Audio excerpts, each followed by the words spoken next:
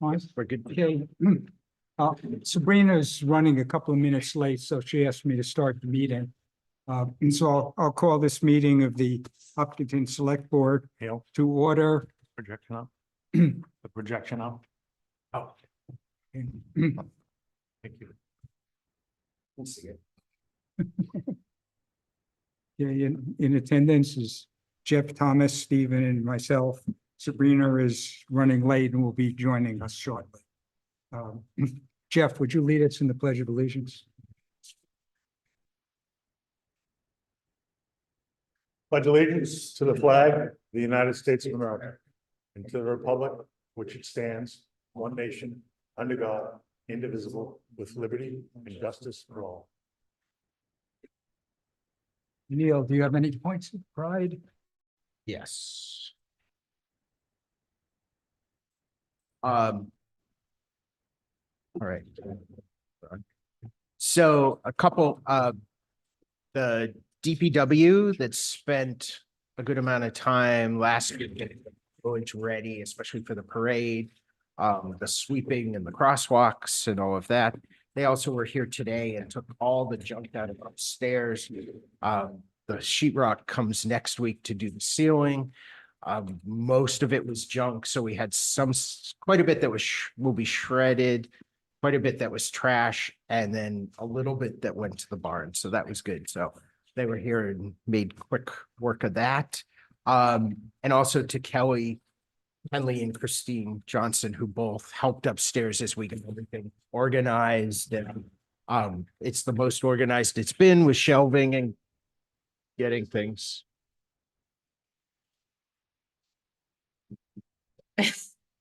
That like the smoke alarm? Sounds like it. Huh. Feels like it should be a little Bonnie stronger. did it. I saw her. Stronger if it's actually a smoke alarm.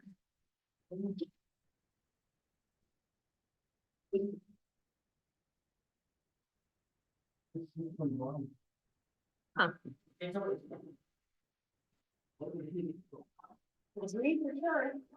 one's flashing, so is that one? Oh, there, yes.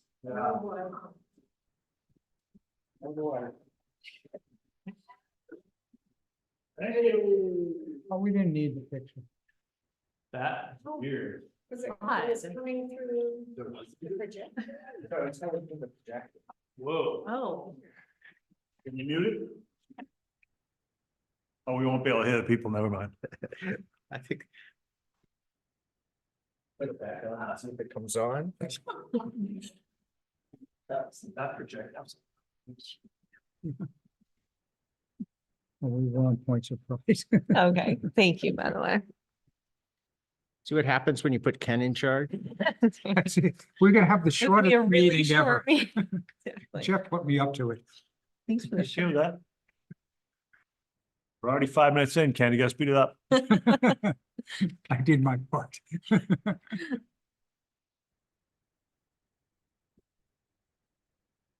think that was it on Points of Pride. For me. I'll just note that I had gone to the Memorial Day Parade and it was a very good program. I think the weather kept a lot of people away. But Mhm. I want to thank everybody who was involved in it.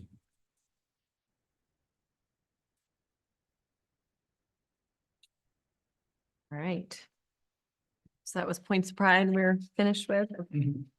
Thank you. Sorry I was late, by the way. Okay, so we can do administrative unless you want to keep chairing, Ken. You're here. Such a That's where you thrill. get paid the big bucks. That's right, exactly. Okay, so first up is approval of the consent agenda. I'll move we approve the consent agenda of May 28, 2024. I'll second. Okay, all those in favor? Aye. Aye. All right, it's unanimous. Approval of the public meeting minutes from May 13th, 2024. So moved. I'll second. All those in favor? Aye. Aye. Any opposed? Okay. Approval of the public meeting minutes from May 20th, 2024. I'll move, but note there was a reference to the attachment of the Webster minutes, and I believe the Webster minutes are not yet available. That is correct. I will second. Okay. All those in favor? Aye. I'll abstain. All right. And approval of the non-public meeting minutes for May 20th, 2024. I'll move and note they're sealed. I will second. All right, all those in favor? Aye. I'll abstain and you Abstain. abstain because we were not there. Okay. All right, thank you. So 5:30, we have our one and only public appointment, Community Power Committee. Is that you, Mark? And Brian, I okay. just promoted him to analyst. Great, I can set things up for a minute and then invite Brian. So Brian should be able to there. hear us. Hey, Brian. You Can you guys hear me Brian? okay? I Yeah. can. Super. All right.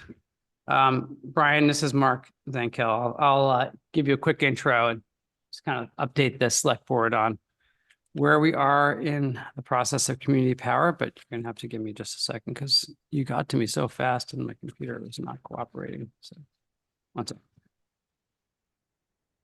second. Great. So thanks, everybody. Mark Zankel, I'm the chair of the Hopkinton Community Power Committee. And here today with Brian Callanan. Brian is the CEO of the Community Power Coalition of New Hampshire. And we are here to talk about the next steps with community power now that that was passed at town meeting.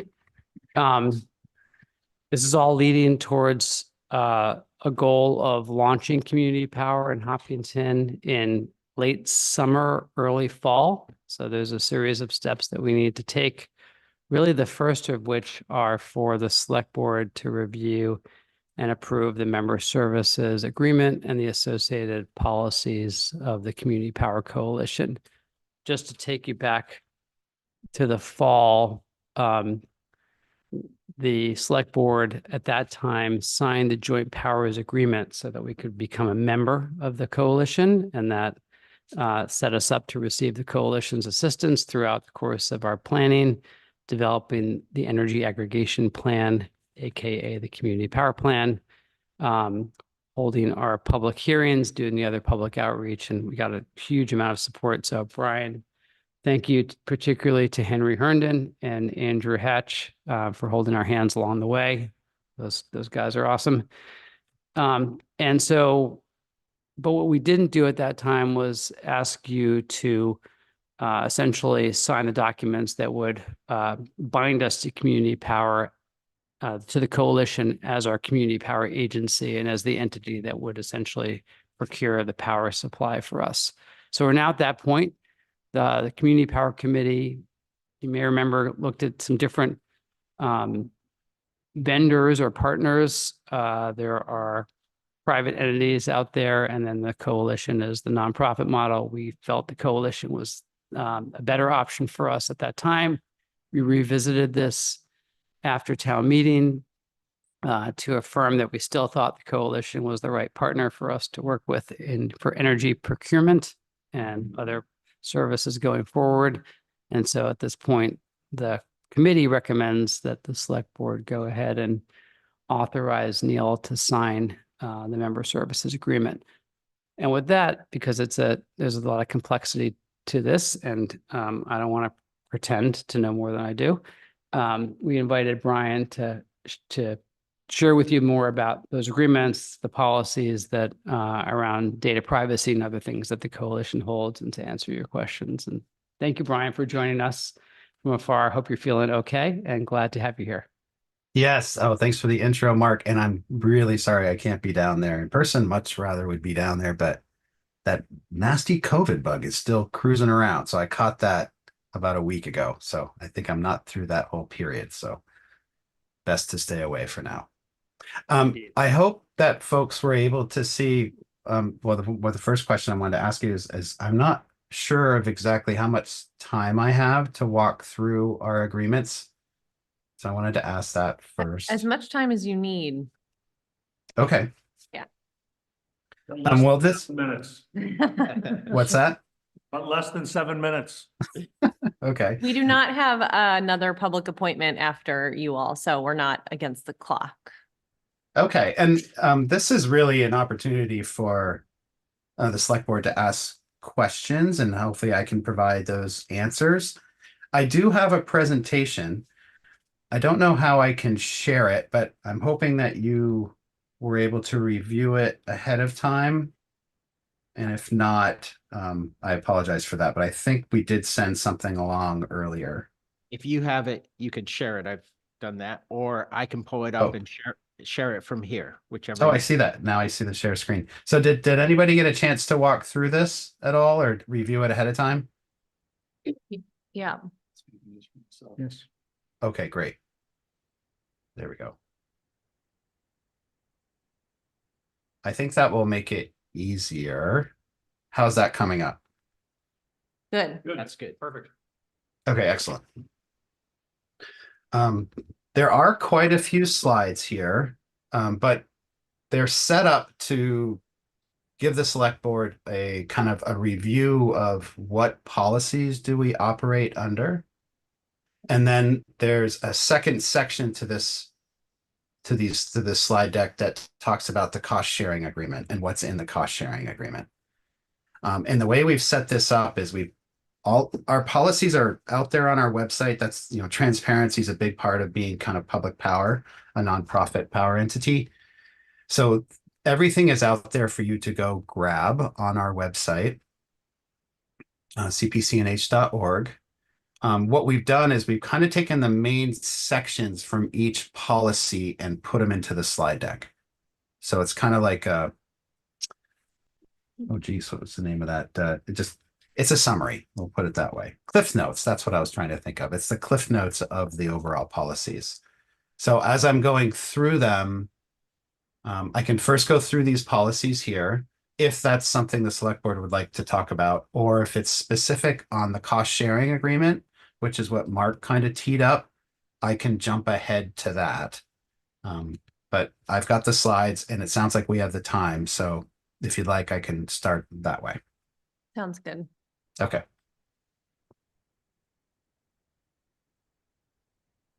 Okay. Or how I can hide that top part.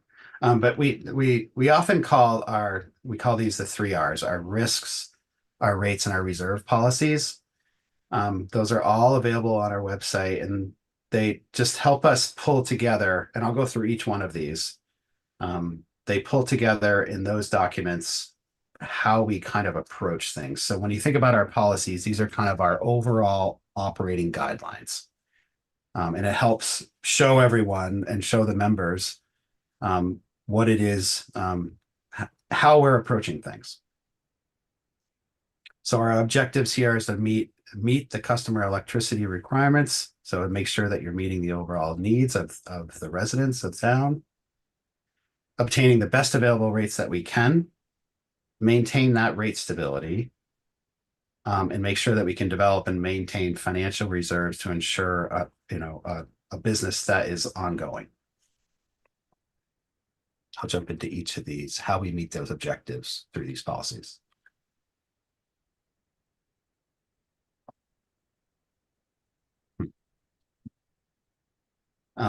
Okay, our energy portfolio management policy.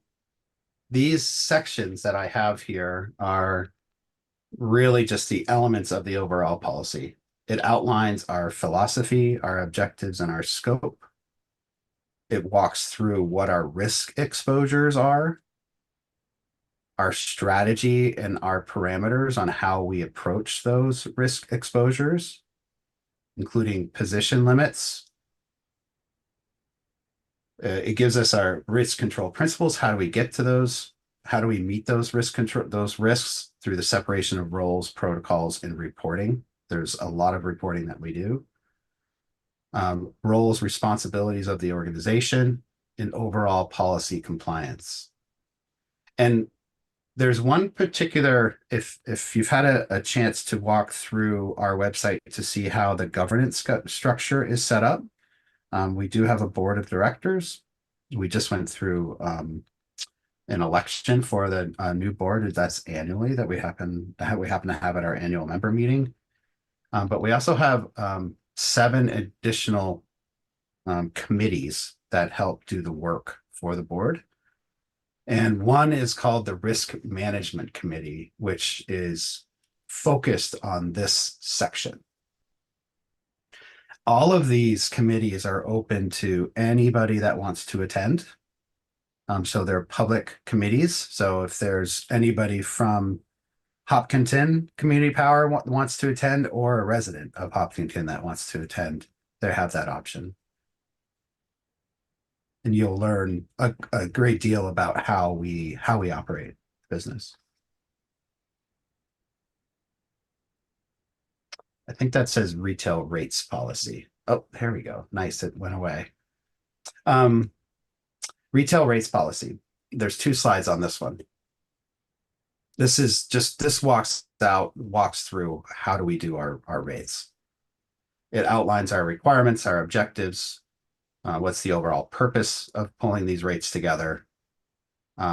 Any amendments that are made to this overall policy is made by the board, and default rate setting process. So right now, we are doing our default rates they're being offered during the same times that utilities are being offered. So that means we have a new rate starting in August this year. We're just about to announce that rate in about a month. And then February is the other time period. So it's a 6-month rate starting in February and a 6-month rate starting in August. And there's quite the process that we go through in establishing those rates. We are currently looking at a rate that is going to be available for a longer term rather than 6 months for those communities. We heard this loud and clear from our communities that, the towns themselves want to sign in to community power, but they want to have something that creates very little variance to their overall budget that they're passing. So we're working to pull together at least a 12-month rate so those towns can go ahead and enter into that rate during whatever their fiscal year is. We expect that to be ready by not quite August, but by the fall of 2024.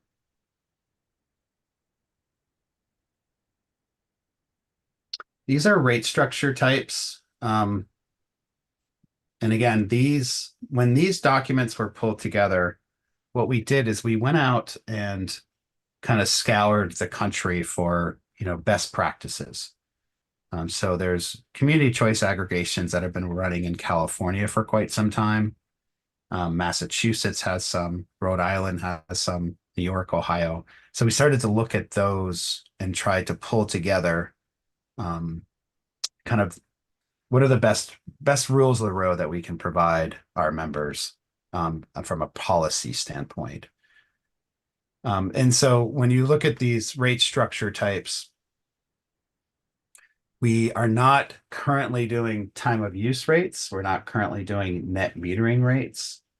You can look at this as that the main one that you would see in here is fixed. So our current rate structure is that we offer a fixed rate starting in August and a fixed rate that starts in February. You may have had questions about net metering. Why not net metering? And if anyone has questions on that, please ask, but I'll give you a quick summary for that. We want to serve net metering folks as soon as we can. It's not that we don't want to, it's just that we're not able to get that to work yet. And there's a couple things that we need in order to do net metering in the communities that we serve. And I believe Hopkinton is primarily Eversource.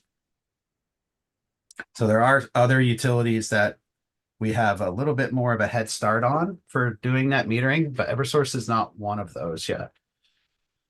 So on the issues that we have with net metering for Eversource service territory is really data.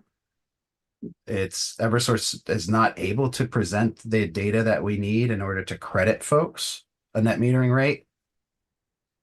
So if we were to see an export, if a customer had a PV system and that PV system happened to be exporting a net export over the month and say it was a May. They were using less energy and it was really sunny, so they were pushing out a lot of energy into the system. Right now we wouldn't see what that export amount was. So it would be a zero. We wouldn't be able to multiply that by any rate because Eversource's systems aren't able to comply with that yet. They're working on it, and we're trying to help them work on that. But that's one element. There's another element that's a little bit more complicated, but it has to do with load settlement. But we're also working on that one. So we have two areas of net metering that we're working on to try to get solved. I'd love to put a time frame on that, but what we're asking folks when they go ahead and launch with CPCNH is the net metering folks do not move over to the community power aggregation. They stay with the default service utility. And that helps those customers continue to receive those credits. So they're better off if they stay with the default utility. And when I talk about net metering, I'm talking about really anything that has to do that with a rate that's not flat, so not a fixed rate. So those data requirements are also required for time of use rates. So we're working really hard to bring innovative rates to communities, and we have some good ideas on how to do that. But right now we have some data issues. Our rate product types that we're offering is there's 4 buckets down there: Granite Basic and Granite Plus. So Granite Basic is the minimum. RPS stands for Renewable Portfolio Standard. That's the by state law, we're required to at least contain the 24.3% for the Renewable Portfolio Standard. That 24% sometimes gets modified during the year. But for the most part, that's what's written into statute. But the community can also decide to up that renewable content a little bit to 33%. So those are the 2 options when it comes to default service, Granite Plus or Granite Basic. We then provide 2 different opt-up products that individual customers can opt up for Hopkinton Community Power. They can either go to the website, they can call, or I think they believe they can do an email as well to move up to Clean 50 or Clean 100. And those are usually more expensive products that go out and buy additional renewable content for those customers. Those are the overall 4 options. And Hopkinton Community Power gets to make those elections each year. And it's optional. If Hopkinton Community Power didn't go ahead and say, hey, we want to do Granite Plus, the default will always be offered. So you don't have to take an action to change this. You would always be enrolled into Granite Basic, and Granite Plus, Clean 50, and Clean 100 would be opt-up options for everybody in town. Any questions on the rates or the risk policy from the first slide? Okay. Financial reserve policy. So our reserve policy is to give us, we have 2 targets. There's 3 that are listed in the reserve policy itself, but I'll explain the 3rd one is more of an upper limit. Our goal is to get to 60 days of operating reserves. This is days of cash in reserve. It should be days of operating reserve. Or 120 days is the overall target. So minimum is 60 days within 3 years. And we hope to get to 100. Our target is to get to 120 days of operating reserve. And what that means is if there was no revenue coming into the business, we would have enough assets on hand to cover, roughly 4 months of operating before we would need additional resources. So that's with no. What's that? How much do you have now? We've got about, actually I have that answer. I'm looking at it. Give me a second. I think it's around 40. Let's see how good I did.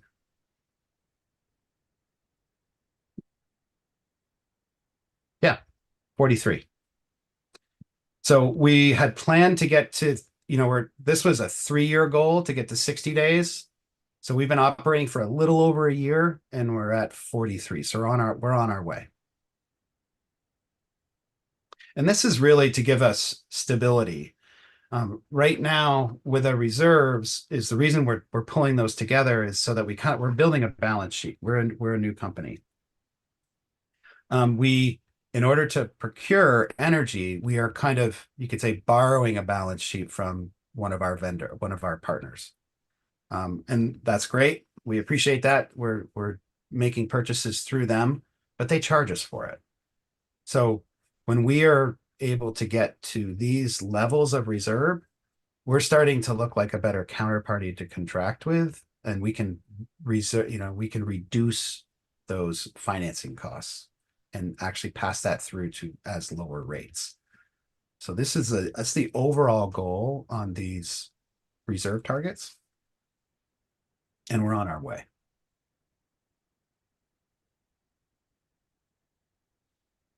Data privacy. So we developed a data privacy and security policy.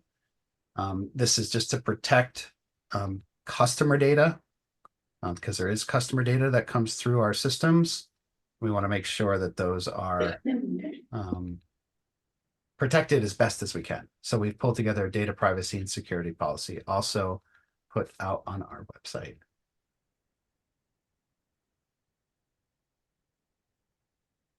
Okay, those are the 3 R's. Kind of went through that relatively quick, but I hope that answered most questions. Or are there any questions associated with those kind of policy documents?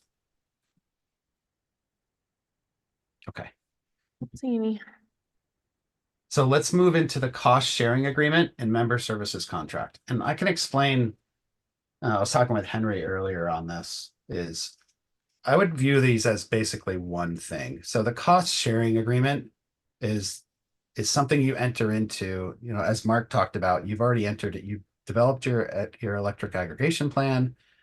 You've decided to join CPCNH by doing signing on to the joint powers agreement. The next step is, okay, we've done these steps. Now we actually want to have power being served to our town. And you do that through the cost sharing agreement. The member services contract is the idea of that was you could have many different services that would be applied to the same cost sharing agreement, but we only provide one primary service, which is kind of an all requirements service. So that's why they're kind of separated, but right now they really are, they mean just kind of one thing. Okay, there's a lot on this slide, but the table itself is extremely helpful for our end. This is how we kind of bucket all of our different costs, and we keep track of all of this for you. Hopkinton doesn't have to do this, and we report on this every month through a kind of it's basically, we call it our customer benefit report. It'll end up showing what are the savings that have accumulated by moving with CPCNH over the default service option from the utility. It shows what joint reserves have been collected on your behalf. And if you were to enter into or decide to create a rate that has something called discretionary reserves, which we can talk about a little bit later, what's the balance of that? It also shows how many accounts are you serving? How many megawatt hours have you served? What rates are people taking? These are just helpful kind of data points that Hopkinton can keep track of. And I do know that during town report time, communities have really asked, to have that ready to go so they can get it into the town reports and show, what have the benefits been of us taking this step to kind of controlling our energy future by choosing community power. So it's become quite helpful. But the cost sharing agreement kind of walks through all of the different individual costs and how we allocate them internally in our accounting system. The one that's on here that I think we have questions on sometimes is this direct project cost. And that'll come in a little bit. That'll come in handy a little bit later. So I'm going to jump into that right now. Most of this is set up so that it's, we're a nonprofit. It's whatever you use, you end up paying for. And it's usually right now it's been on a 6-month basis. So if we go out and procure energy, we're in Hopkinton, like Hopkinton can probably start the launch in October. So if that's the case, then we would be procuring for Hopkinton and from October through January, depending on when you guys decide to either sign these agreements. And the fastest we could do it would be in October. So if you sign the agreement tonight or you signed it in June, we could hit that deadline. But once that occurs, we will ask the utilities for the amount of loads that you have. And they will send that along and how much energy you use. And we will put that into our models and say, we'll need to procure this amount of energy on Hopkinton's behalf for their launch in October through January. And that's what we do for every single community right now.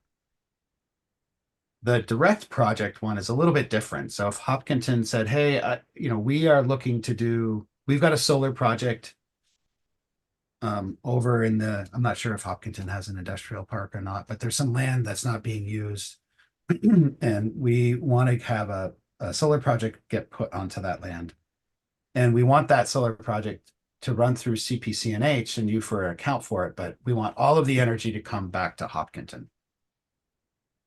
And in order to do that, we will agree to sign on to, say, a 20-year agreement. That's what the direct project costs means. So if you basically kind of agree to support a project so that it could get built only on your behalf, that's like a separate agreement that we would help keep account for you. And I can talk about that a little bit later, but that's what when you see the term direct project, that's what that means.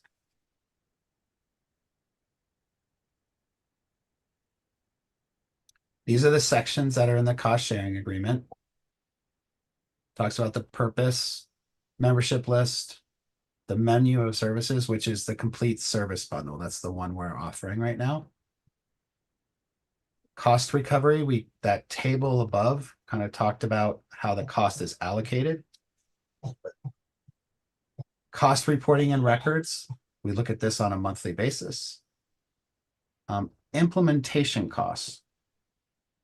Implementation costs are the startup costs that CPCNH had starting before we served power. So we started serving power in April of 2023, so just a little over a year ago. But prior to that, there were costs to set the business up. And there was an agreement when that was set up that many of those costs were deferred. So we made contracts with different consultants and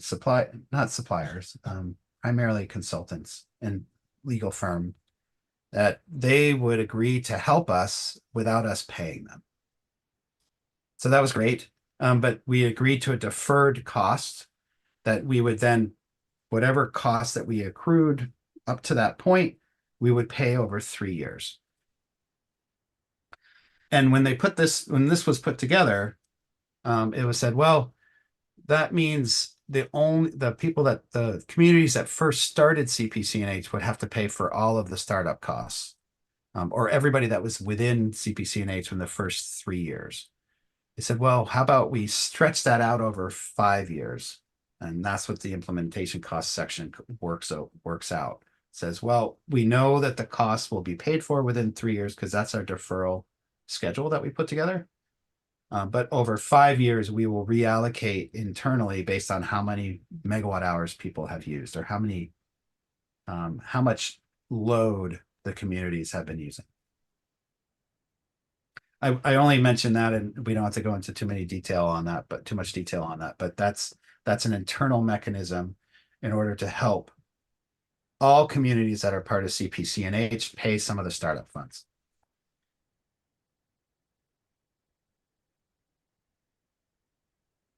Cost classification and allocation, yeah. Whether there's direct project costs, what are our general and admin costs, and then our larger costs, which are usually our energy power supply costs. General terms and conditions are laid out in there. An overall term is also laid out. The member service contract is the primary offering that we have, which is the complete service bundle, which is in all requirements. Basically whatever the town needs in order to serve electricity to its residents under supply is what we're providing. So there's nothing left over.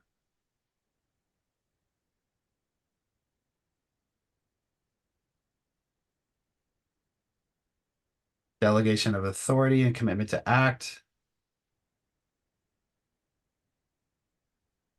The electric aggregation plan, which was filed and approved. Who's the authorized officer? Who's the principal representative?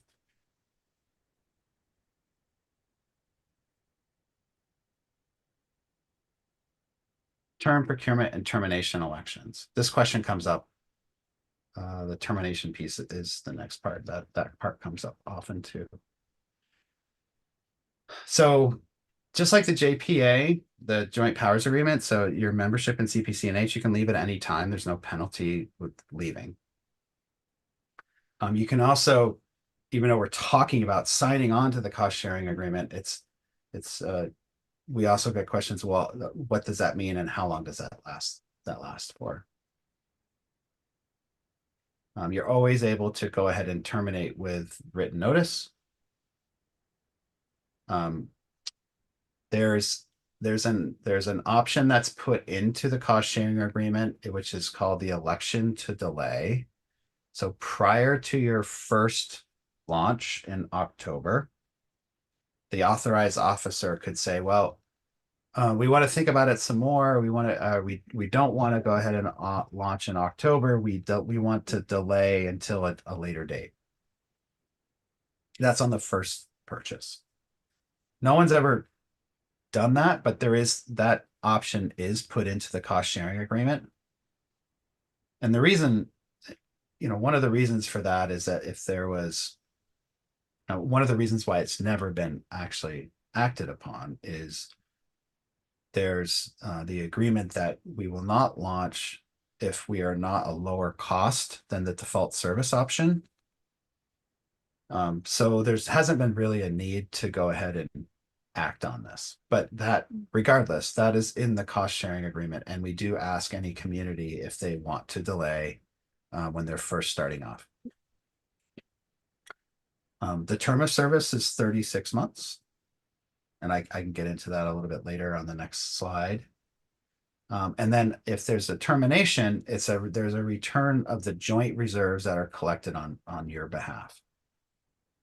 Or it's your share of those reserves that are being collected in order to meet those operating day requirements that we talked about before. Oh, I did not mention the third kind of operating day requirement. It's not a requirement, it's an element that's within the documents. So there's the 60-day 3-year term, which is the one that we're on right now. 120 days is the target.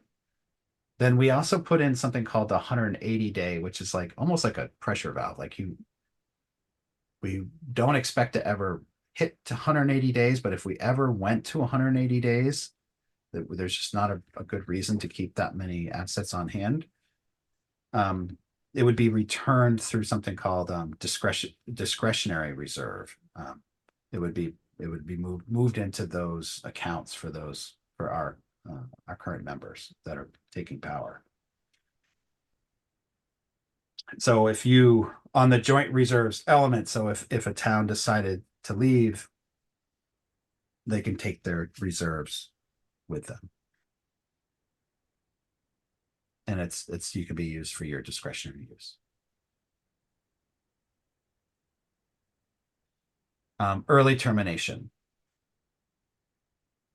So there's two options, and I'll cover these, but I'll kind of speak to what their purposes is. So one of the questions that I've heard before is it's the 3-year term. And that 3-year term is set up so that if it's a rolling 3-year term. So if we have gone out and procured on Hopkinton's behalf for more than 6 months, and it's gone out to 3 years or even 4 years, Hopkinton we would only do calculations based on 3 years for that. And if that's not a direct project cost. And a direct project cost, if you remember, is something that was specifically entered into for Hopkinton's use only, or say you also entered into half of it with a neighboring community.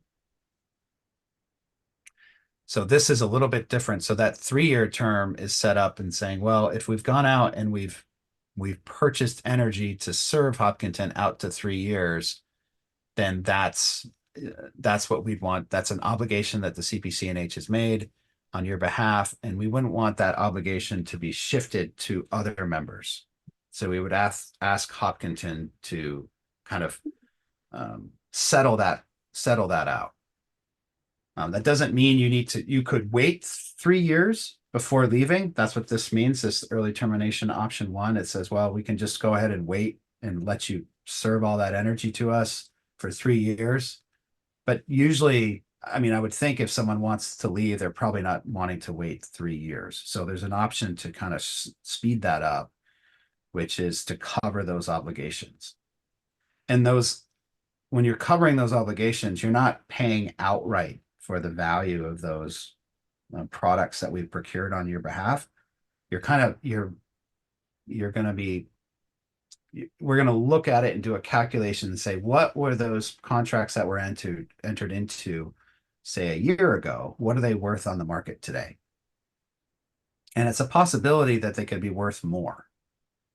So if we made an arrangement a year ago and the markets have gone up and they said, oh, those arrangements now are worth a little bit more, we would actually be adding to your joint reserve in that situation. So you would, rather than a charge, we would credit you for the benefit of keeping that power. If they went the other way and the energy costs went down, and when we had purchased, so that means we purchased a little bit higher than what the actual value of that same resource is today, then we would charge Hopkinton through rates. We can only do this through rates or through a reduction in your joint reserves that you've already built up before we return them to you. And the only reason for doing all of this is so that anything that was put together on Hopkinton's behalf is not being spread to other communities. Any questions about that one?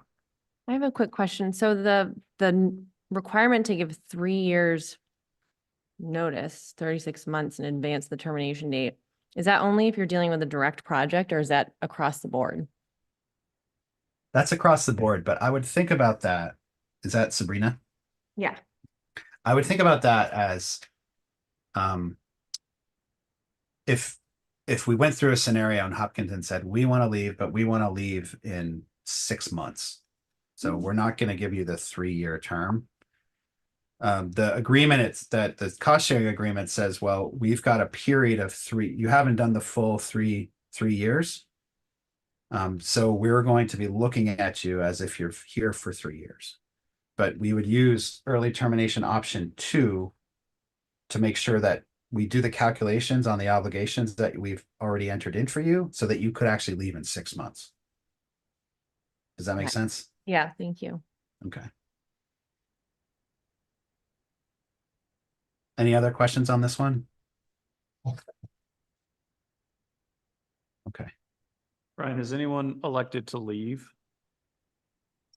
Not for the cost sharing agreement. We have had a member. One member actually sent sent along notice of removal. We haven't, there's another member that we haven't actually gotten the notice from them, but out of the 58 members, we're going to have our 59th member coming on the 30th, which is exciting. Out of the 58 members, which includes 2 counties, we've had one leave, and for all intents and purposes, I'd say there's two smaller towns. So that would mean that we were at 60 and now we're at 58. But not for the cost sharing agreement piece. So we never actually were serving them energy. They just joined CPCNH to learn about what we do and our overall processes. Thank you.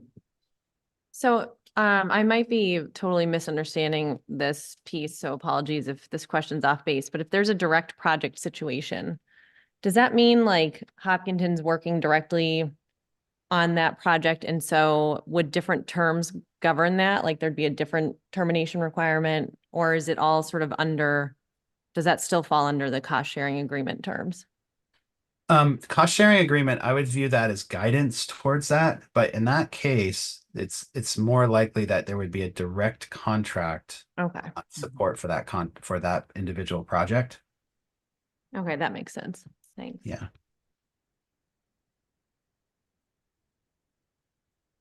Okay. There needs to be an authorized officer. This just makes sense so that we have one point of contact. And that authorized officer has these kind of abilities to commit to CPA. Is you can go ahead and delay the procurement. You can specify what default and optional products that the town should be using, which is that Granite Plus and Granite Basic option.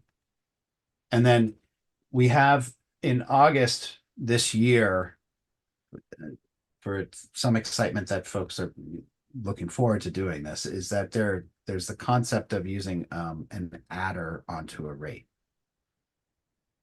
And can explain that as if we've got the town has the ability to say, we want to add on a 0.03 cents per kilowatt hour adder to the rate in order to fund projects in the town.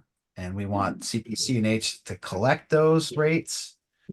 And when we are, we'll have some payment or some procurement period, not procurement period, but we'll hold on to those values, those additional value that's created from that rate for say 3 months. And we would send a check to the town so they can fund those projects.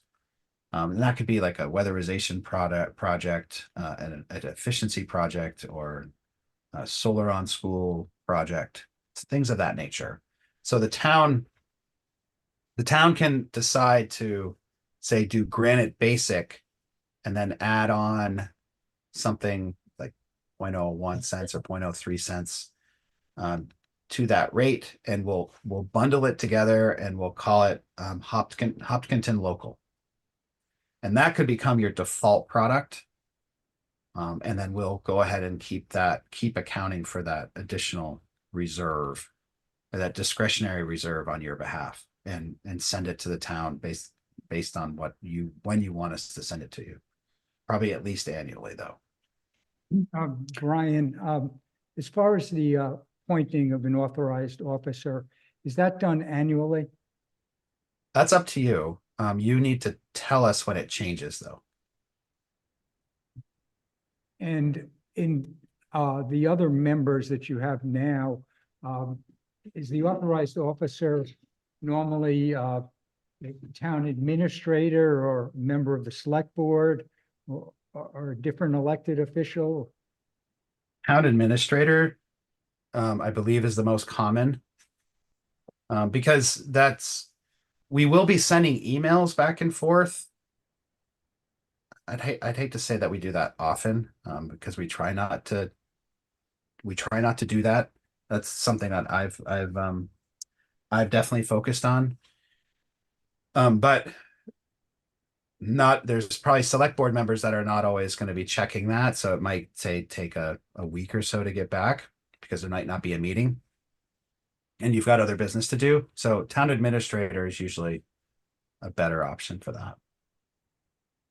Brent, do any of these options here, A, B, or C, do any of them typically require a response within 2 weeks? That's our No. meeting cycle, which is why I'm asking. That's a good question. No. So I can give you an example.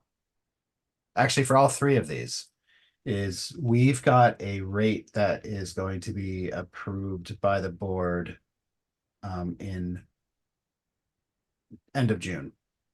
And we sent out basically a notice of all three of these a week ago, letting folks know. So we try to give you plenty of heads up. So a month at least of what's coming down the pike and what we're going to be looking for from you.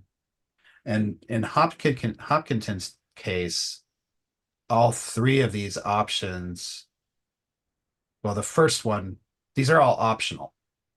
So if you were to not answer on yes or no for any of these, you would not delay commencement period procurement. So you would be launching in, say, October, which is the soonest we can get you in.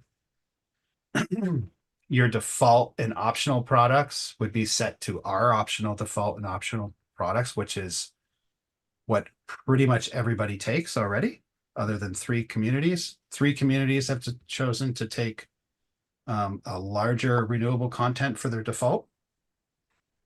And then you wouldn't be setting a discretionary reserve adder. So even if there was 0 response, you would still be moving forward with the bulk of what everyone takes.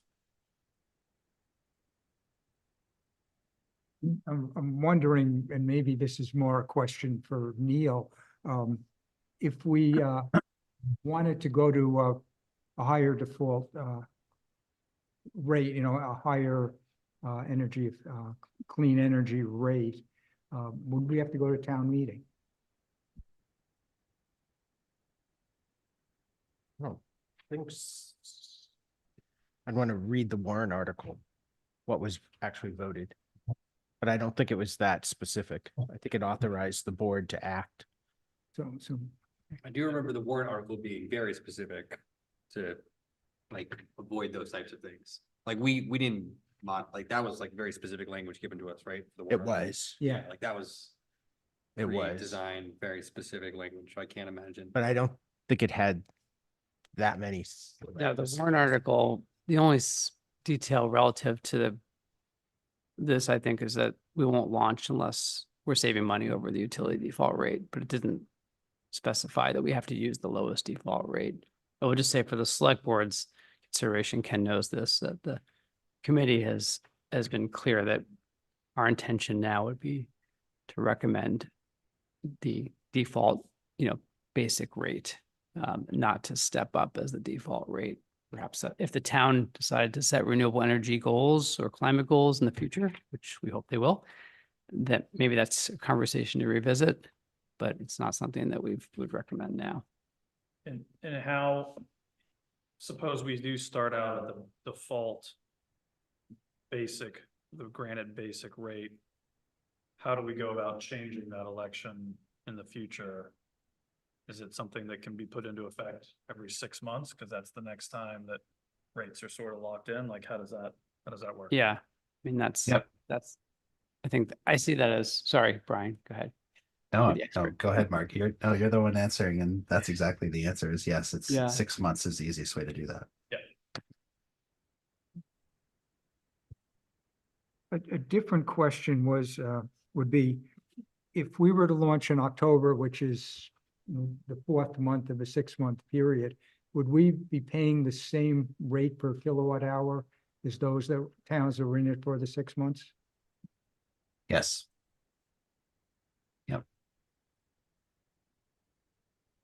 You would really be, and just to clarify, Ken, on your question, their new rate period will start in August. And so you'd really be coming in, I guess, depending on whether we came in at the beginning of October, at the end, we'd be in the either at the beginning of the third month or the end of the third month of the 6-month rate period. And the question was just that. Yeah. Costs vary per month, so I didn't know if it was averaged out. And the answer is yes, and I'm fine. with For that. for these rates, the costs don't vary over during the 6-month period, either for the utility. Default cost is the same over the course of 6 months, at least for residential customers. Yeah, right. And that's a good clarification too, Mark, is for large use customers, which I'm not sure how many are in Hopkinton, if any. Some of those customers, we provide an alternative monthly rate if they're already on kind of a monthly rate that through Eversource. So we kind of we provide the same option if that's what they're used to. But for the most part, there's very few people that are on that. And maybe just for a reminder to the board, could you explain that if Hopkinton decides that we'd like to launch in October, what the assistance will be provided from the coalition? Well, I was talking with Henria on this earlier today because he's been following this quite closely. I believe there's only one step left, which is signing the cost sharing agreement. And at that point, you're kind of ready to go for October. So that sends a signal to us that you're ready to launch. And then we'll start the process to get you ready to go for October. I was thinking in terms of communications with residents of Hopkinton. Yep. In that case, in September, all residents would receive a mailing letting them know that community power would start in a month, at least a month out. So there's a requirement to do that with at least 30 days. There will be, and I don't know if Hopkinton has, no, I don't know if you have a website up or not, but we will pull together a website for you. And on that website, it will be a location there that residents can go to either opt out or opt up if they wanted to go to a higher renewable content product. And then on there also would be the phone numbers to go ahead and call or go to the web or go to, yeah, I think that's it. The phone numbers to call if folks would like to do that, to do it that way rather than through the website. There would also be two kind of meetings that we will pull together, public information sessions prior to the launch. So if people, once the letter went out, we'd want to have folks, we try to set those up so that folks have the opportunity, once they got the letter, to come to the Hopkinton, the town hall. I think that's where you might be today, or wherever a good meeting place would be, so that they had questions about that. CPC&H would be there to help answer questions. So there'd be a kind of an in-person option for asking questions as well. Yeah, I have a question. I think it's more for you, Mark. I just was hoping you could tell us why the committee's recommendation was to continue to work with this entity rather than some of the other ones that are in the market right now. Yeah, sure. So I think it came down to a few factors. The private brokers in the market, they're good. Like, they've been around a while. They're good folks. They do a good job.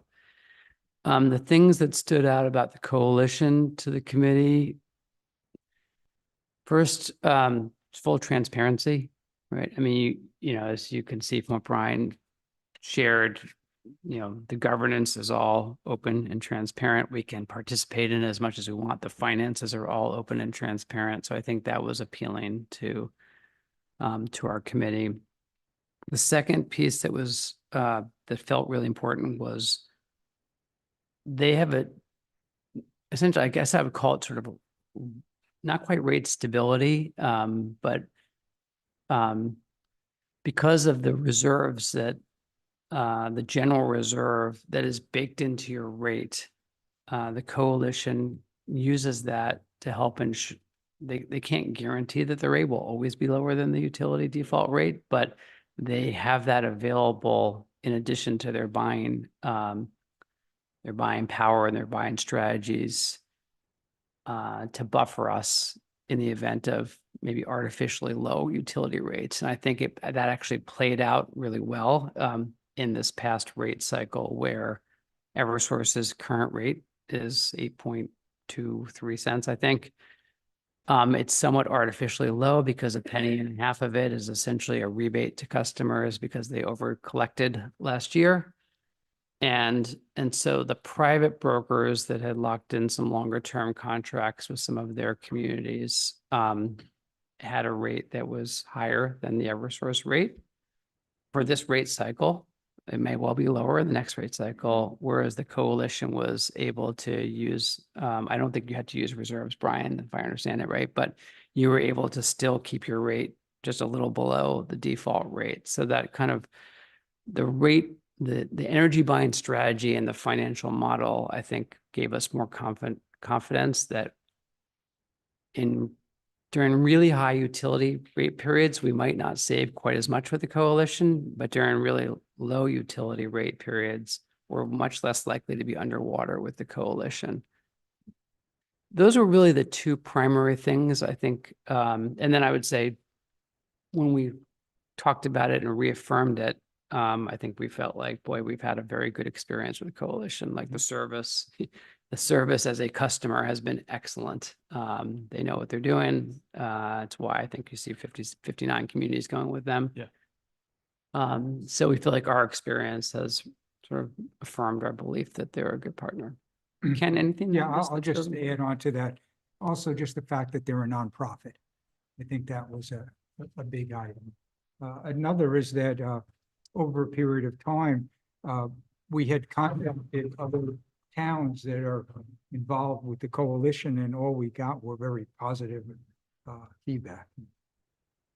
I think the nonprofit piece of it, I look at it as, in essence, like what we would be paying to a broker for their profit margin instead is going to fund both the operation of this nonprofit, but also the reserves that buffer us for, from some of the rate fluctuations. Is there any concern about the fact that they've only been around a year, is that right? And how does that compare to other brokers? Yeah, I think I'd put that, so I think for us, like, yes, the coalition is new. Brian, you work with Calpine right now. Is that still the case? Yep, Helps Source Energy. Yes, you're working with an entity that's been around for a while. You're drawing on it feels to me like you have drawn upon the experiences of community power agencies across the country. So how do you answer the question? I think Sabrina's a good question of, you're new. What's the risk to us as a community? Yeah. Yeah, so we've set up, we walked through the policies that you can see on our website. They're very transparent. So we tried to model ourselves around what our best practices, what's worked out there. And we've got plenty of examples out there. So I think we've got a pretty strong governance structure. It is nonprofit. It's run by communities just like yourselves. So the governance is from community members. So we're always showing what it is that we're doing.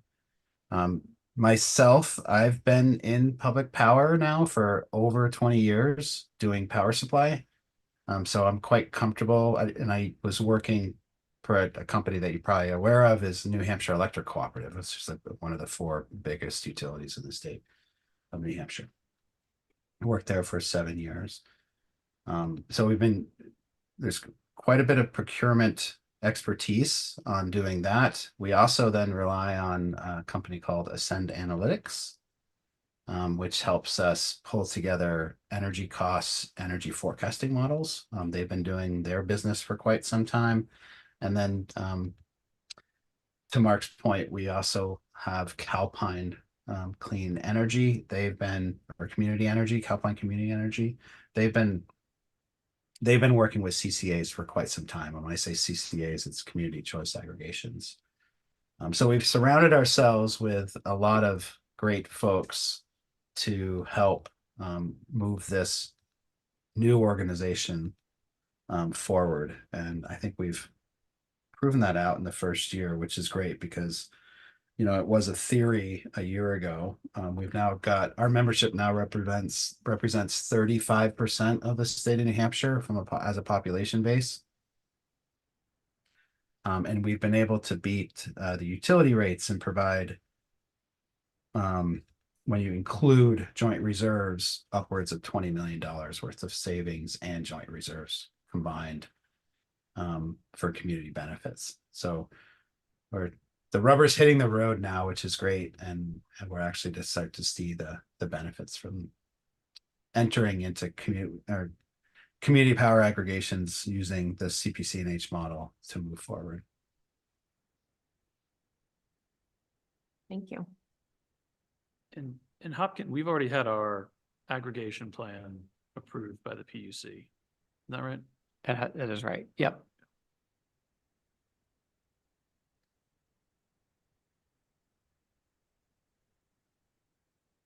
Yep, I think you guys are all set. I think the last part for launching is the community or the cost sharing agreement. Do we have an estimated total amount of usage over the year? Total amount of utility Energy usage? we do. And yeah, like across the town. Yeah. Yeah. So we, as part of developing the energy aggregation plan, we got customer account data from both Eversource and Unitil. And so I'm actually looking at it because I was chewing in my mind about discretionary reserves. So we have about 3,200 accounts in Eversource territory, 3,285, of which 2,600 are currently default supply. So they would essentially be automatically opted in. And 680 are on competitive supplies. So they would not be automatically opted in. They would have to choose to opt in. And then there are 96 Unitil accounts, 81 on default, 15 on competitive. And then like the total kilowatt hours is about a little under 20 million kilowatt hours in Eversource and a little under 760,000 kilowatt hours in Unitil. That was the Unitil one? A little under 760,000 Okay. and a little under 20 million in Eversource. We have a chart in the energy aggregation plan that has the specific 21 million and then a little under 20 and then also, or was it under, 21 total? sorry. Let 21 me give you total? the specific. Right. Eversource is 19,729,000. And Unitil is 760,000, we'll say. And then what's the current implementation cost? So there's the startup implementation cost, that's cost per kilowatt hour. Do we know what that number is? I do. I can give you that. I think the total cost is about 2.6 million. And I can't give you the actual dollars per kilowatt hour, but you can look at that as spreading out over 5 years of energy use. So you would take that 2.6. That's 2.6 for us over 5 years. No, that's 2.6 million for all CPC&H load. Over the first 5 years of not our first 5 years. Not Hopkinton's first 5 years. It's all. So your 2.6 million is going to be spread across 50 some odd communities over 5 years, which means it's going to be tiny. It's going to be really Fraction of a small. penny. Yeah.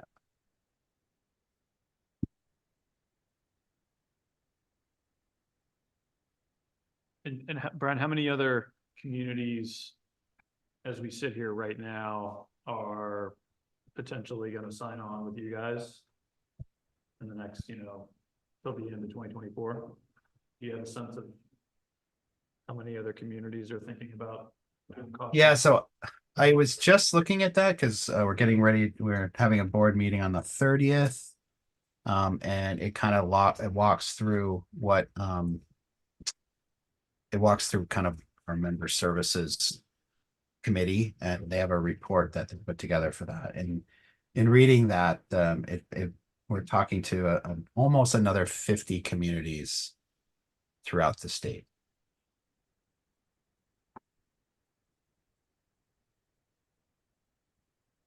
And that's just, initial discussions. There's no real movement there, but those are folks that are interested.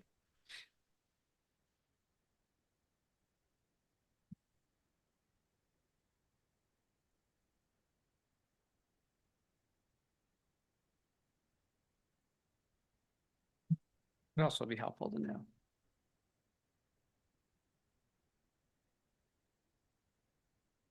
If we were to go with community power, is there like a sample motion that you would need from us? Checks all the boxes that the town needs to check in terms of, Right.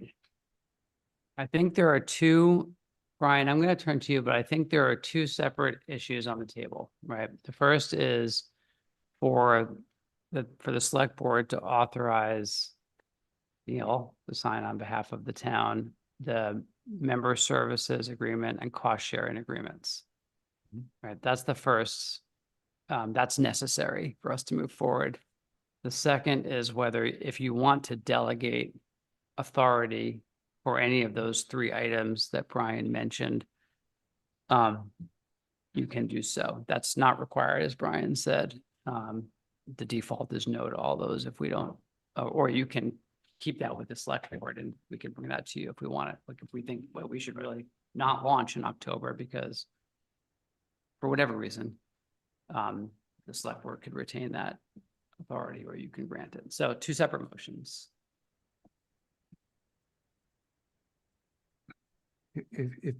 If the board doesn't have any other questions, I'm ready to make the motions. We don't have the actual contract. Yeah, wait, have people like, I didn't see that in our I think You materials. should have had the contract as part of the sent materials. I mean, we got it like a long time ago. Yeah, I think, Yeah, I mean, it's part of the materials for this board meeting, I think. I don't think we got it for this meeting. I didn't see We it. need to. Has read the that town, before has the we- town had legal look at it yet? Right, I was gonna, If not, Um, is this a case where the contract is the contract? Because every, Yes. yeah, I guess we Yes, can't negotiate, but still seems just, like, no meaning you either go with it or you don't. Yes, We're special. Not that special. I'm sorry, I thought you had gotten the contract in advance, but either way, that can be provided. You can get that to Neil to get to you. And I just want to make sure I understand the discretionary authority, the second motion that you were talking about, Mark. We can delegate that to an authorized officer, whomever we designate that person is, or we can make no delegation, in which case the select board would retain that jurisdiction Right. over those three things. Yep. Okay.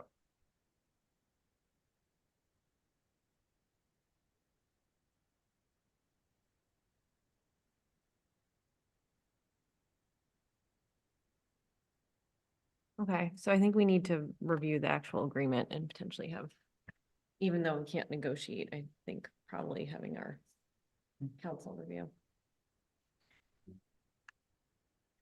Yeah, we can make sure that you have that. It actually you should be able to download it from our website also. Should be out there. And I apologize if that wasn't provided earlier. I thought it was. Yeah, I see it under key documents from I think I missed May it, but 2023. maybe I did. Either way, I mean, it's fine to, we don't need it voted on tonight. I think what I heard, Brian, is if we want to launch in October, which I think we do, and the town voted to move forward, so we obviously would like to move forward, then if we can get it to you and have you have it reviewed and then take this motion up either at your next meeting or the following one sometime in June. Like, that's your time frame, Brian. You need to know in June. Yeah, June is preferred. If things got pushed into July, it just makes it a little bit harder. I'm not Yeah. saying that we couldn't do it, but if we could get it in the month of June, that would be great. You meet June 10th Our next Okay. meeting. is the next meeting. I think you said you'd meet every 2 weeks, so I think one at either the next meeting or the next two meetings. And I would think as far as the other three, the board retaining that in the beginning might make the most sense. Mhm.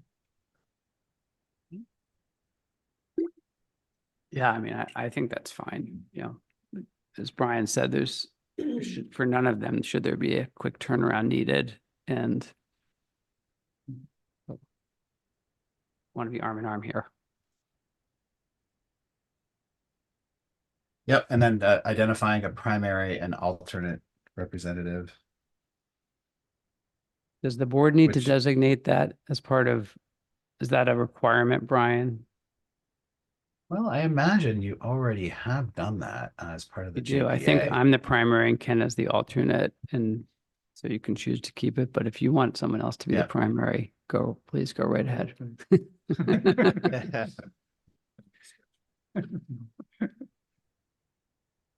I don't know, does the board though have any concerns before looking at the specific details of the contracts?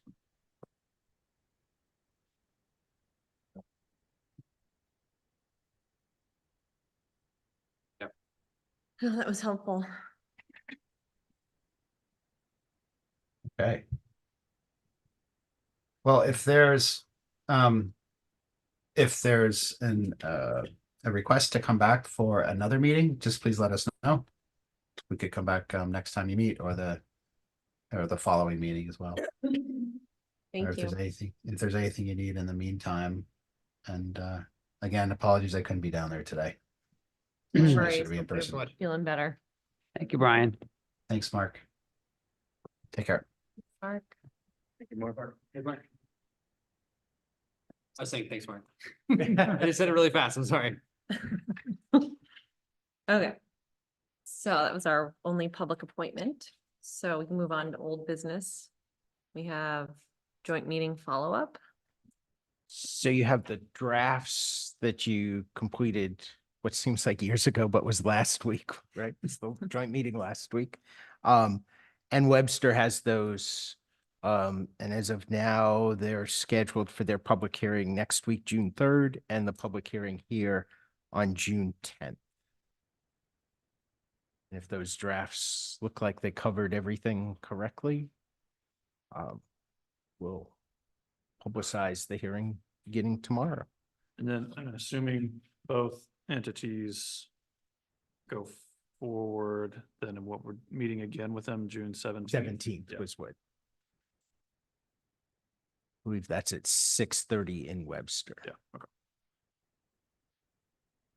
Will we know the results of the first Webster meeting before we meet on the 10th?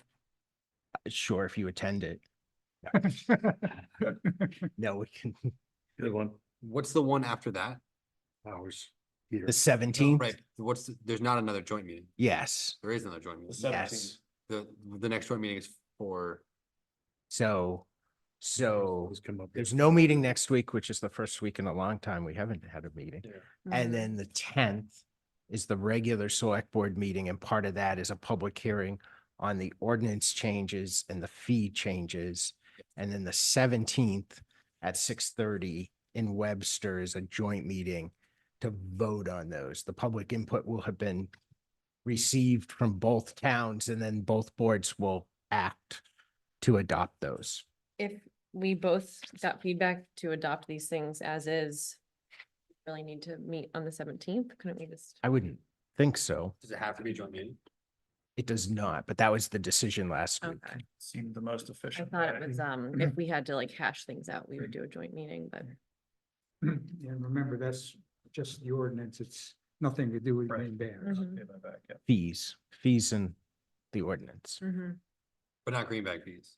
No. No, Webster has nothing to say on that. Are we gonna have a public hearing the next meeting as well on green bag fees? You haven't really decided on that.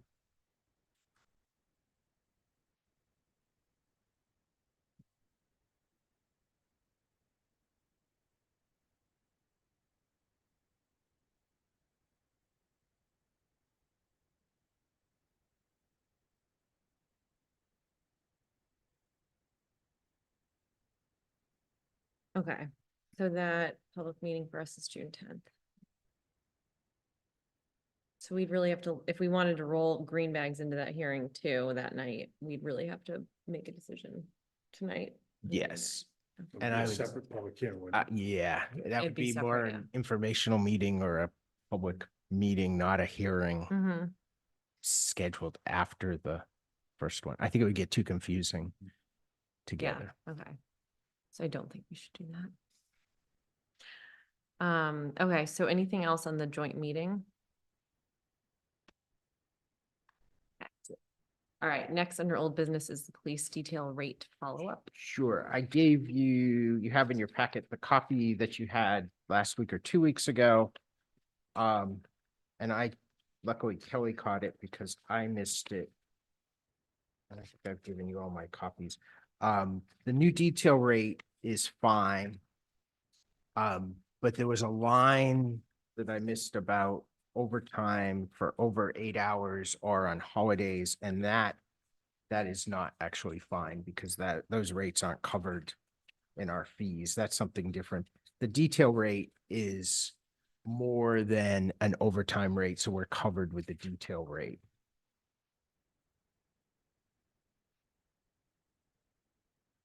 Does that make sense? Say it again. Can I borrow that? I have two. You have two? Yeah. That would explain why. That's should be what we approved. So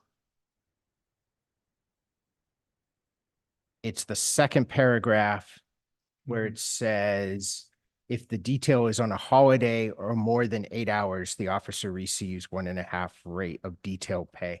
That should be stricken. My recommendation is that you strike that. Explain why one more time. Because details are already at more than time and a half. Okay. So if we're going to bill somebody, well, time and a half rate, if it's $70 per officer is $105 per hour worked over 8 hours. And that is against our policy because our policy is 40 hours in a week, not 8 hours in a day. And so that's or on a holiday would be 105, which is the entire amount, which leaves no amount to cover the rate. But already the $70 is more than the time and a half rate. Does that make sense? Thanks. Why not just drop that whole sentence? That's my recommendation. Oh, okay. Okay. Good idea, Ken. I agree.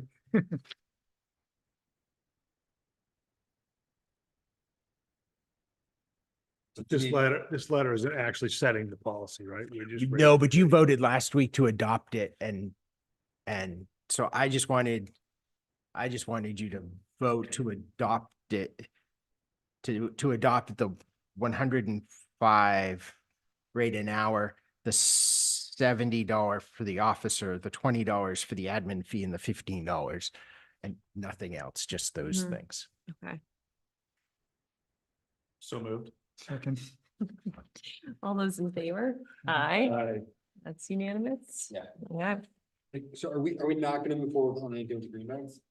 Well, so I think, so the public hearing on the 10th is about money, about fees and the ordinance.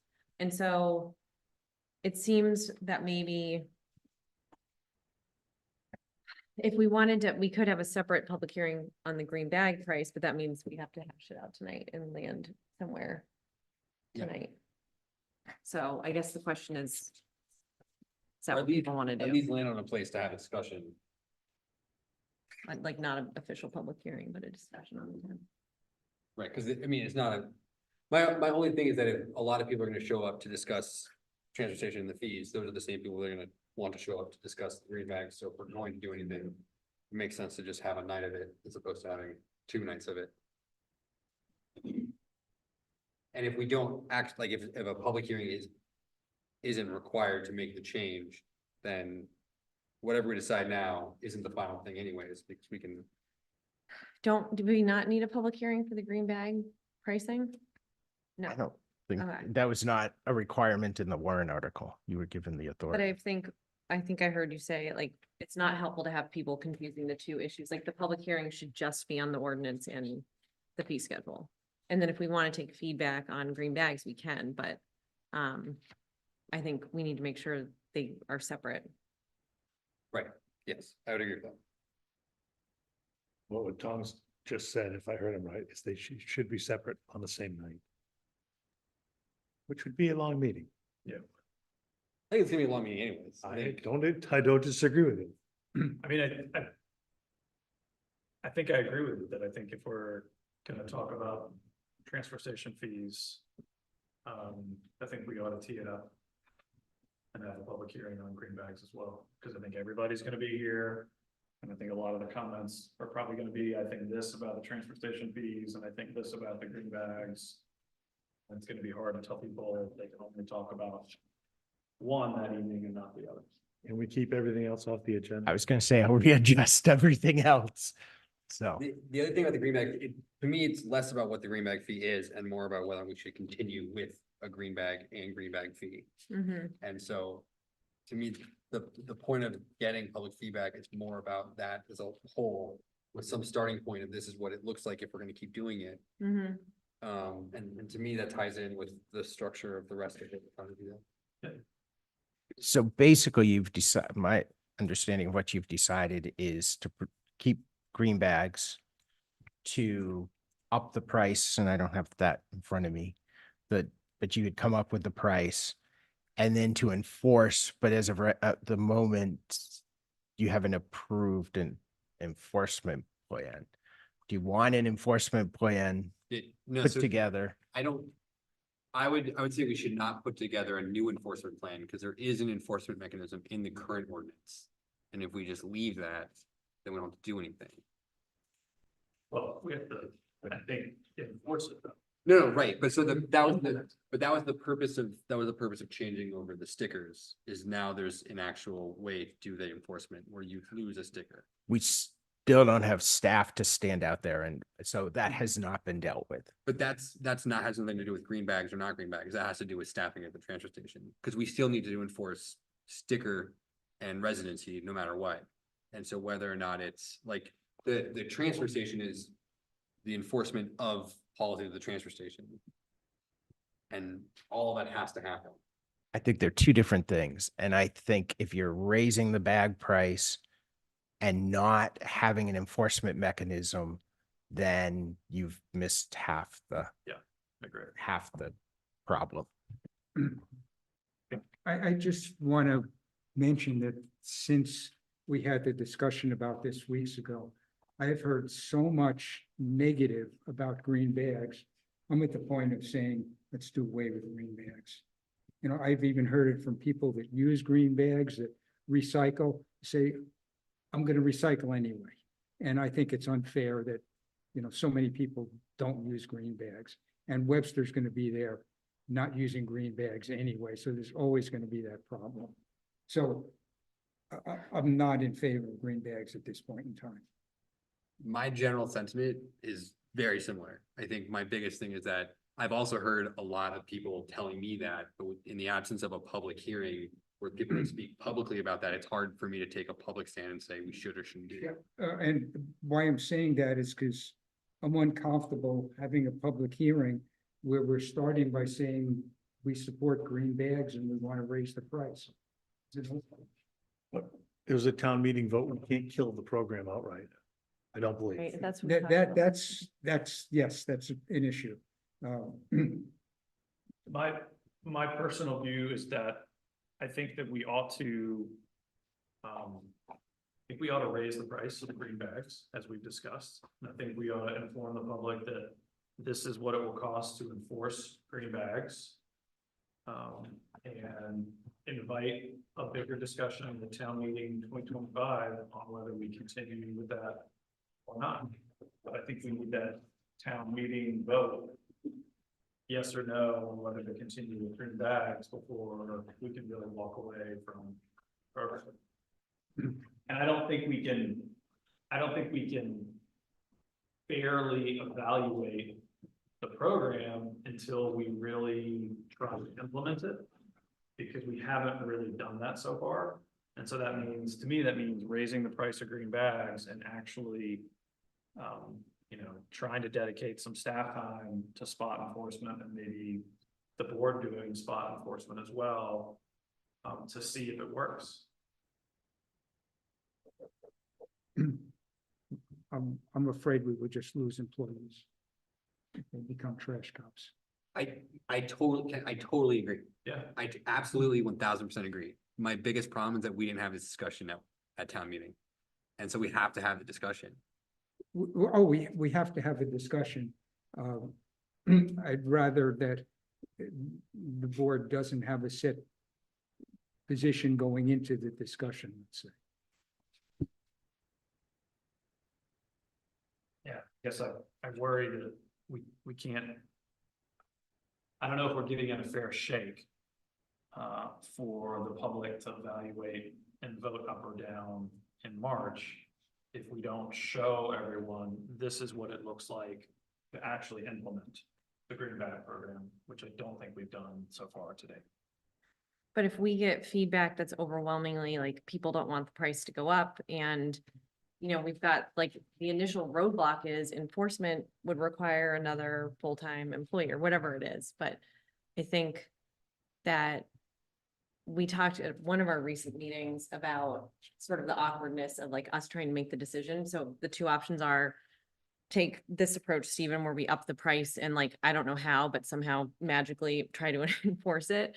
Or we say as a board, I don't know whether that's 5-0 or 4-1 or whatever it is. This isn't going to work and we need to try something different. So we're just going to sort of muddle along until town meeting doing what we're doing, which is the thing we've been doing for 10 years or whatever. And those are really the two paths forward. And I think that's right, but my understanding was, we were gonna move money either from the pay by bag fund and try to hire a part-time person to help with enforcement.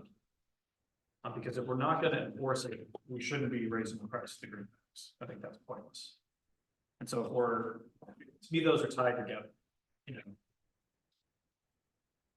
And I thought we were gonna try to beef up the enforcement by using some funding from the green bag fund to hire a part-time person to come do some green bag enforcement and other stuff at the transfer station. My understanding is that there's other stuff that they could be doing, not just green bag enforcement.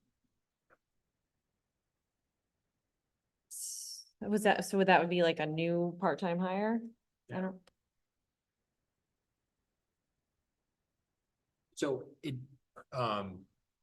almost feels like it's trying to figure out what that what the purpose of that public conversation is. And if the purpose of it is to say, we're not sure if we want to continue with green bags at all, but we need to have the conversation. This is what it would look like if we were to implement it for the next 9 months before town meeting. I'm totally fine with that. I'm fine to start that conversation by saying, we're not sure this is a good idea. But the outcome of that conversation, like it needs to, if there was overwhelming comment saying we do not want to continue with the green bag program, then I would say we probably shouldn't raise the bags and we shouldn't worry about them. I hear what you're saying, and I understand, if there is overwhelming negative feedback for doing either enforcement and or raising the green bag price. Yeah, it's gonna be really difficult to go ahead and do that. But we've had so many town meeting votes so far that have kept the program alive, and we have never really implemented the program. I know, but it's never been like a 90-10 split. It's like Yeah. throughout every single. Well, there's SB two. No, I know. I mean, I understand, but it has never been defeated. So, but the thing is, at the last, what was it, 2022, when we were gonna put forward our own warrant article saying, let's get rid of this, and then people gave us feedback and said, don't do this. And at that time, we said, then let's try to make it work. So we've been having this like make it work conversation for at least, I think, 2 years. And we tried to get the waste reduction committee and they did a lot of work, but like nothing has really gotten off the ground. I think that demonstrates the sort of impossibility of the program to some extent. I mean, I don't know if it demonstrates the impossibility. I don't know. I mean, I feel like it's a bit of a chicken or an egg conversation that we're having. I mean, we can't really evaluate what it's like to have the program in place unless we're gonna price the bags accordingly and implement and enforce it. And we haven't done either one of those things so far. No, but we can say this is what we're going to do. Do you want to keep doing this? Like, because again, if we said this is what we're going to do and there's overwhelming comments saying, please don't.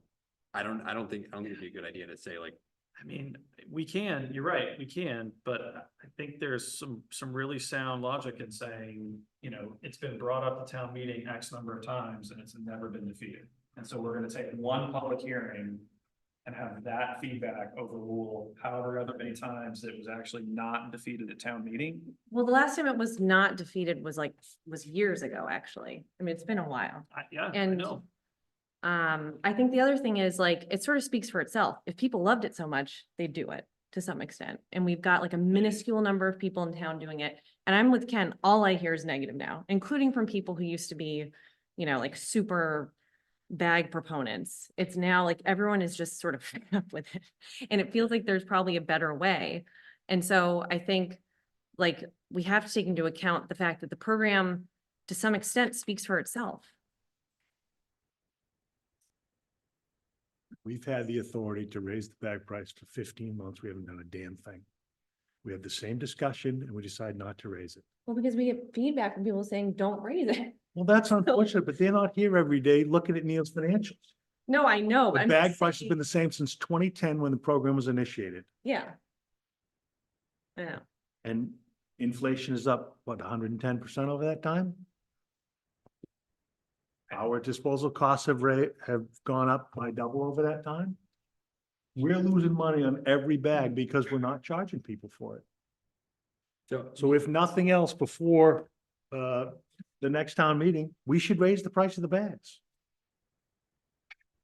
Even if, so my thought is that even if we go ahead and raise the price of the bag and try to hire someone part-time to do enforcement, I think we should still put an article on the warrant to see if the public wants to continue this or not in 2025. But at least by then, we can say, this is what it looks like if we're going to do this. You know, we've tried this, we haven't talked about it, we've actually tried it.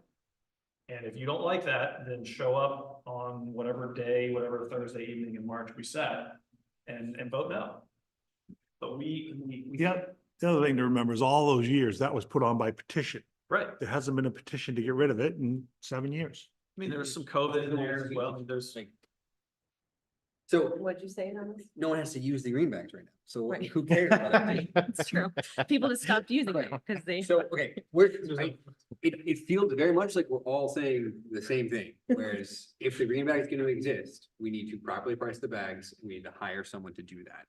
And then there needs to be discussion, and then before we do that, and then there should absolutely be a warrant article next year to address the entire scenario. But I want to avoid a situation where town meeting 2025 rolls around and people stand up and say, I'm not ready to vote up or down on this Because we haven't tried. because we haven't really tried to implement it. Agreed. Because you Now haven't the- priced the bags, you That's what haven't I'm tried saying. to enforce We're all this. saying the same thing, is if we say this is what the price is gonna be, we're gonna hire someone to enforce it, and then we do that, then then next year we're at that position. I agree we should do that, but also if at that public hearing, 1,000 people show up and say, we hate greenbacks, don't do this, we might have a different conversation at that point. Yeah. Right. Yeah. So what's the employee, what's a part-time employee cost? Depends how many hours they work and I can put that together. Full-time employee cost? Time employee cost. If we are gonna put a number in here for what it would cost to, Yeah, I've given you that before, but I don't have it with me. $40-ish thousand. I think it's for full-time, it's No, not full-time, part-time. part-time. I think it's in that was 35. 36 to 40 range, part-time.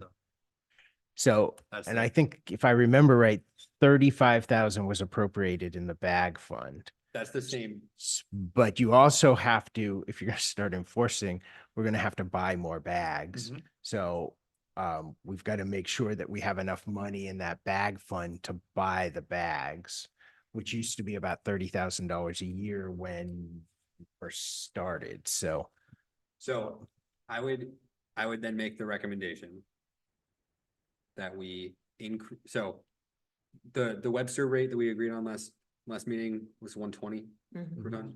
So 120 per ton plus the changing it from 36 to $40,000 doesn't really change the number very much. But part-time employee cost based on our Hopkinton split of waste, so how much waste, so allocating that cost over the tonnage comes to $135 per ton that we need to raise from the green bags. Based on the current green bag price, that would equate to $1 for a 13-gallon bag and $2.90 on a 33-gallon bag. So if we're gonna change the prices, I would say that is what we should set the prices to. And then does that include tipping plus the new employee? that's 120 for tipping. So that's 120, which includes the Yep, tipping yep, plus got it, operations plus the new employee. Or the new employee brings it to 135. So those would be the two prices to peg it to, and then I would say we should say that this would go into force at some date, probably at the end of the summer, which gives us time to buy bags, hire that person, make sure the transfer station's set up to do it, and then do it. And if you're doing that, it would be important. What we did before is had people there actually handing things out, saying, okay, this is when. Make sure that sort of education is key to all of this. So in some ways, we've spent so much time talking about green bags, we've missed the education of how to recycle and the importance of recycling, both for the environment, but also for the cost, because everything that gets recycled does not go in the hopper at $93 a ton.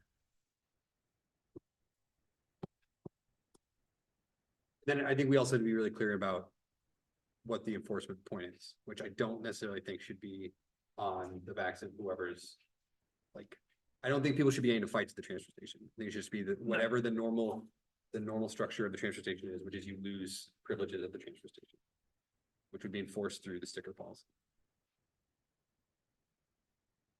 Wait, how? Except we don't have a new sticker policy. Well, we do because now we're giving them out yearly. No, we aren't. With that, That hasn't been approved yet. We haven't made that decision. well, It was, so so last That was last the week's concern for- meeting, that was left the way it was, and a $5 fee per sticker. So we're not going to be able to send them out at $5 because people aren't going to get them for every car. So that is going to all need to be looked at, given the changes that were made. but the changes was to do a new yearly sticker, No, not. it was. There were no changes made. Yeah, sticker.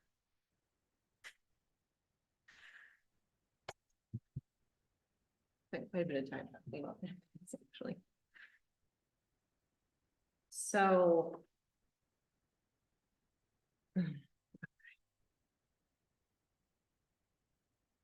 And I trust your math, however.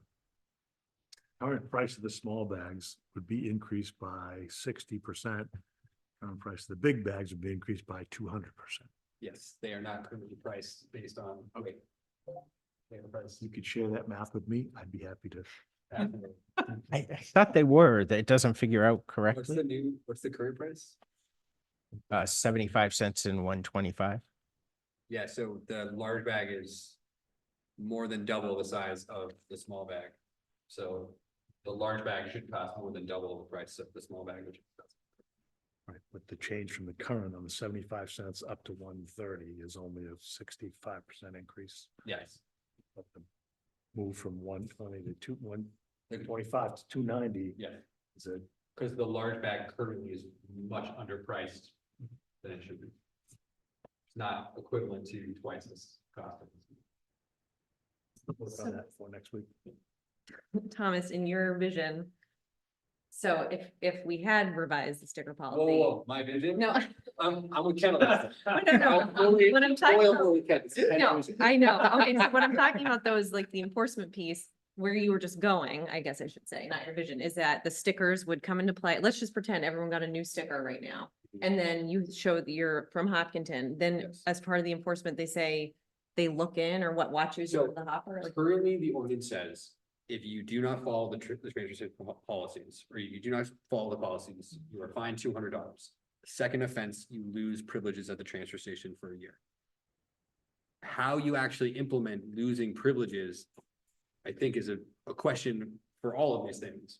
We don't need to have a separate enforcement policy for green bags than we do for residents or non-residents or dumping trash in the stump pile. Like, it's all the same enforcement.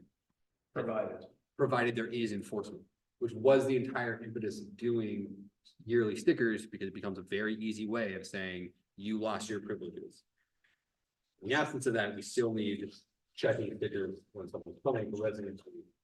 And so, and that's what I'm trying to figure out was like, even in a perfect world, like how's the green bag? Like if you're checking stickers, it's when people are coming in. And so if someone's marked as like a Hopkinton person, then what, they go to the hopper, like how do you watch to make sure the person actually is using green bag? that's the purpose of this employee. So there'd be a person just standing at the hopper. That's And then when somebody doesn't have a green bag, they say, you're in violation, come over here, I need to give you $200 fine. well, they can't, because that's the thing, they can't give fines. The sticker, if you have a sticker, there's a sticker number and that's the Right. way to go after them. We used to be able to do that with license plates and you can't do that. So that's sort of where our enforcement fell apart because they would get that number and then we would follow up from there. Because they can't write tickets. Right. So the whole purpose of the stickers is to be able to enforce it at a unified spot at the gate, as opposed to having people drive up there, have their trash in hand, and then start an argument. We still need to, like, the sticker thing still needs to be figured out, but yeah. It'll take some further conversation with the transfer station, I think, to figure out how to do that. But yes, based on this, we are spending $36,000 a year to hire someone to stand there and verify green bag usage. We have talked many times about trying to do like spot checking, which I think could be done for the stickers. And it seems like it's just not a reality for the transfer station staff, and that's no knock on them. I'm just saying, like, I don't think, Think with the current staff, that's a really hard thing to do. yeah, And most of the time we haven't even been full staff for the Right. staffing we're supposed to have. So. I mean, when Dan and Jolene were here, I mean, I got the sense that if we were really serious about implementing green bags and enforcement, a part-time position wouldn't be enough. And it would need to be a full-time position, because you need to give someone more money and benefits to put up with the abuse they're likely to receive for enforcing this stuff. And so even doing part-time, I don't think fully is going to capture the cost to implement this. But at least it is more than, raising the price of green bags and just assuming that everyone's gonna follow it, which we know they won't. yeah, I guess we're in an awkward position because if we continue to get feedback that suggests people are not in favor of this, it does feel, I don't know what the right word is, not irresponsible, but maybe not the most reasonable path forward to do a full-time hire. Like, that's a pretty big undertaking to create a full new position and then try to hire for that in the amount of time we have. I would totally agree. That's part of the thing is like, if the town doesn't want to do this, that is okay. And my thought is that for 2025, that all be part of the warrant. Is that it said basically be like, do you want to raise and appropriate X amount of dollars to cover the green bag program. Yeah. You know, with X amount to come from the fund, but the rest of it to fall to the taxpayers. And if you don't Mhm. like that, you can show up and, you know, zero it out. And vote against it, I don't know, but that Mhm. way it's all part of the discussion in March. So were you suggesting that we wouldn't try to like quickly hire a full-time person right now? It would No, be I like, don't think but- that's, okay. no, I was thinking a part-time person to sort of try to see what enforcement is like and work through some of those issues and see if the usage of green bags and recycling and just the behaviors at the transfer station change at all with some additional enforcement. Mhm. But no, I don't think a part-time person is gonna cut it. I think it's really has to be like a full-time person. I think we have agreement on one thing, that at the next town meeting, it should be a warrant article. Says, do you want green bags? And if you want them, they're gonna be enforced at a proper price. And it, and that's all explained. But why can't we just leave things as they are until then? 'Cause- And let that at town meeting have that vote. Because I don't think we've given the public a picture of what it looks like to actually implement the program. And so I think there's a segment of the public that is gonna show up and be like, I don't care what you tell me about the difficulties you're having, select board. I haven't seen you actually try to make this work. And so I'm gonna, you know, be upset and vote to keep the program. Well, the other thing is that the last public vote that's occurred said, we want the green bag program. Mhm. And so our job is to enact the green bag. Program. I mean, so, I mean, I get, the last vote, were you talking about the last petitioned article? The last time this was voted on at town meeting. Okay, yeah, so that was to do away with it, and that failed. Right. And we allowed a huge exception since then. Yes, we did, And, you know, that has really contributed, I think. I agree. I agree. Yeah, I 'cause think of that's COVID. part of the proposal, if we're talking about enforcing green bags, is doing away with the waiver, which I understood to be part of the package of what we were gonna act upon if we were really gonna do this, even though we haven't talked about it today. And that'll bring in a whole other slew of people complaining because they're not having to use green bags now and having pickup. Yeah. So the 90-10 might become 95-5. So do we want to at least suggest raising the price, and then that could be like our starting point for this non-public hearing, public discussion on June 10th? I think we should I think we should, just do it all. yeah, I think we should raise the price, rescind the hauler exemption. Hire a part-time person and set a date for when it's gonna happen. and work through the enforcement issues. Yeah. Which is, I think, I mean, you put together that summary of our discussion, and that's basically all the high points. Right. From that summary. I guess the exception, though, I feel like is like the least important part of green bags, because people either use the green bags So- still, or they pay. Currently the haulers would account for like more than half. I don't understand what you mean. So the only hauler that it would apply to is empty trash. Right. Their total haul, like the total amount that they haul is like, it would equate to more than currently. If you incorporate that into what the current green bag usage is, it'd be more than half of green bag usage. But I guess I'm not understanding why. Isn't the current state that they can either bring a green bag load or they just pay? So I'm not clear on, I don't think that is really contributing to like whether or not the green bag program works overall. Like, to me, that's the least important piece. And it also feels like, I know Empty Trash was in a few weeks ago and made, I think, a comment about like them having to make that change too. And so by the time you give them a fair amount of time to make that change, we're talking about probably being in like late summer into the fall, I would Yes. think. And so Yeah.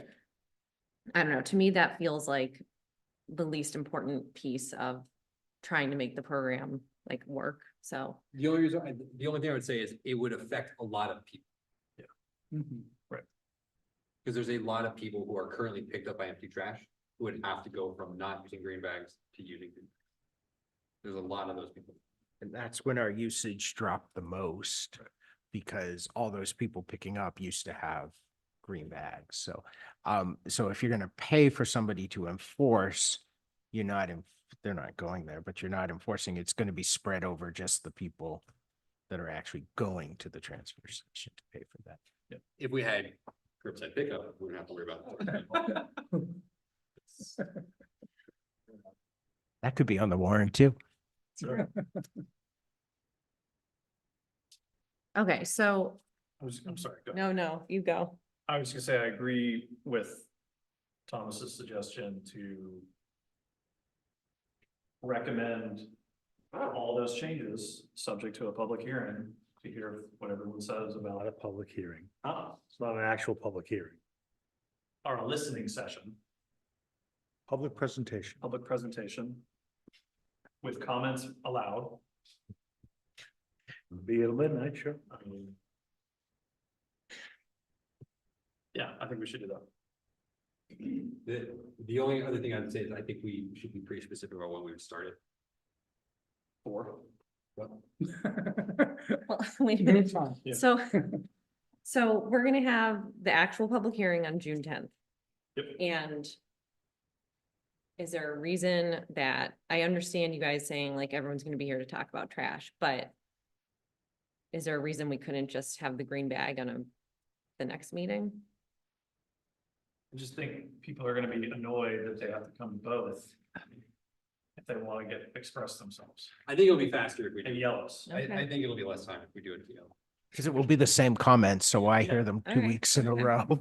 When we're here at 11, I'm gonna remind you guys that that's what you want to do. So 5:30, we'll move up to 5:30, not our normal 6, on June 10th for the public hearing on the 2. Followed by a public input session on Green bags. green bags, raising the pay by bag program with the recommendations from the board that the prices be raised. Blessing and enforcement. Prices raised. Doesn't need to be more So- specific than that. Pricing and Well- enforcement. Rescind the hauler exemption. But you set a price. Are you still good with that price you set? Because I think we should advertise the price. If Just we're- saying the price is going up, I don't think. If we're talking about the board endorsing something, I want to vote, because I'm gonna vote Well, no. Yeah, I am having trouble because I disagree with the approach of putting this all in, particularly the empty trash / exemption piece. So I guess the question is, do we want to do a general, it's a green bag comment, and we can say that there's disagreement among the board on the details, but in general, we are gonna move forward for the next however many months are left in the year and trying to raise the price so it's more appropriate and do some level of enforcement, and that's sort of the starting point. Or we could get into the nitty gritty, because I'm with you, Ken, like I would not support this wholesale. Should it be a public input session with topics to include Yes. I think- raising the price, rescinding the program, rescinding the hauler exemption, and hiring I think that people we to should do do that. enforcement and just put it out that way and I think that leave it makes more open? sense. I don't. I'm totally happy with that. However, the one thing everyone always says when we bring up removing the program is we don't know what it would look like if we were to properly do it, and we've never properly done it. And Right, If we so- properly did it, everything would be great. And I don't agree with that, but that's what people But are I gonna think say. we're in agreement, I think the five of us, that the price should go up, right? Do you agree with that, Ken? Like, if we're gonna continue it for the next however many months, 6 months or whatever, so until town meeting, I guess, no longer than that. I guess I'm very sympathetic to the people that are using green bags. And they're gonna say, I'm not gonna use green bags anymore. Right, and so that's where the enforcement piece Right. comes in. And I don't believe the enforcement piece is gonna work without causing great disruptions. Can I get a part-time employment application, Neil? Yeah, If Jeff. As long as I can get do that- flexible hours. I'm you're good. hired. You can be part-time employee. That's right. Part-time, right? Not full. It feels like you're making a lot of arguments for why we should not continue with the program that I generally agree with you. Same, I actually agree. It's just that I think in order to have that conversation, we need to have a clear picture of what it would look like to, If it was done right. if it was Yeah. done. Yeah, if it was done right, not perfect, which we would need perfection for it to actually like function the way we want it to in terms of enforcement. But I think if we do a few of these things, like raise the price so it's more appropriate and do some level, like, I don't know what we can do if we actually could hire a part-time person who is dedicated to enforcement. And do like, you know, these small changes to try to show what the program could look like, then we've given it a fair try. I mean, we're not gonna get perfection, especially for March 2025. I mean, I don't disagree with the sentiment that, you know, it may not work, even with all of the things we're talking about. I just want to get to a point where in March, everybody has a clear picture of what it looks like and what it requires, and it's more than an academic conversation. Yeah. Like people have had to live through it a little bit. So they know, oh, you know, wow, this is hard. You know, if we're gonna do this, we really need to support it, or I hate this and I'm gonna advocate for it to be go down in flames, because I've had it. I agree. I just think we need to be very mindful of not causing unnecessary like hardship and like angst for townspeople because we're trying to do this, you know, and I think that's where, I totally agree, but I feel like all this conversation we're having right now is the same conversation I would hope all the people would bring during a public discussion. Because if 100 people show up and are saying what we're saying, then I would agree with Ken, there's not really much point in implementing any of these changes. How many, you say 100 people, how many emails have you gotten already? You know, saying do away with the theirs, do education instead. I personally haven't talked to anybody in the last year that has said we should keep our current scenario. So That wasn't his question. I don't, I mean, I have no idea how many emails I've personally got, but I mean, I've been, you know, specifically, you know, talking to people that, you know, say, do you go to the transfer station? Do you use green bags? And, you know, what's your thought? And they were all really annoyed at things. And said, consider it a failed experiment, period. I don't think they'd be. You got any- Webster right. there. I don't think they'd be any happier with the changes. I agree with you, but in the absence of a vote to rescind the program, I don't know what to do. And, Right. and I think we just hold it the way it is, and then in March, we have the maybe battling warrant articles, do away with it, recommended 3-2 by the board or whatever, or implement it with the higher bag price and enforcement and so I am generally with you, Ken. I think maybe process wise, what we should do, and so that we're not here for another like 5 hours discussing this, is we have the hearing, the actual hearing, and then we have the, Oh, yeah. then we have the green bag listening session / discussion. And I think from that, as a board, we're gonna have to decide, do we take the Ken approach / I'd say we So- agree to, Ken and I or are same. no, I okay, shut up. no, I'm saying no, but my point is this, at that point, we're gonna have to make a decision. Do we say, let's muddle along and just sort of do what we've done? Cause like we've gotten overwhelming feedback that that's the approach we should take until 2025. Or we hear feedback and we're like, okay, what we need to do is raise the price, work on enforcement, and we vote as a board. And at that point, then that's the path we take. And it might be, it might not be unanimous. It probably Yeah. won't be. And maybe we decide not to take that approach. So I think we have to hear some feedback, and then we've got basically the two paths forward. The like attempt to really beef it up, or the like. Okay, no, let's- that's fine, and I think the way Neil was sort of trying to, the couch, what the announcement would be for the. Yeah, meeting. I just want to, Right. yeah, because I'm gonna put this out there. And What So, if we just so went- really, What if we just went with presentation on proposed green bag fee changes with discussion? And then I can, Fee and enforcement. fee and enforcement changes, and then I can just put together these bullet points of what it would look like. Mhm, We can run through it quickly and then have discussion. mhm. And make clear there's no recommendation from the select board. There's no unanimous. Just want to note for the record, in my 4.5 years on the board, it's the first time Ken has ever been opposed to increase revenues. Ever. And expensive, maybe. Since you're taking notes, Neil, I want to make sure that was in the record. Gonna show up at the next budget committee. You can tell he's in his last year. He I doesn't know. care about revenues. Okay. That was fun. That was great. That was. Great little preview.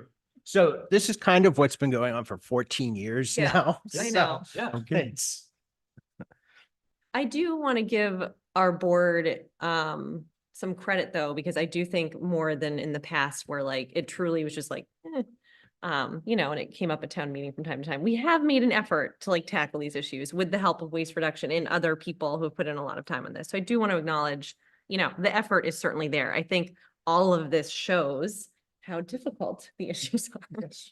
there is a new agreement with Webster and the ordinances and fees are about to be updated. So things have, Yeah. some things have happened. Mhm. that Yeah, absolutely- exactly. Yeah. We're trying.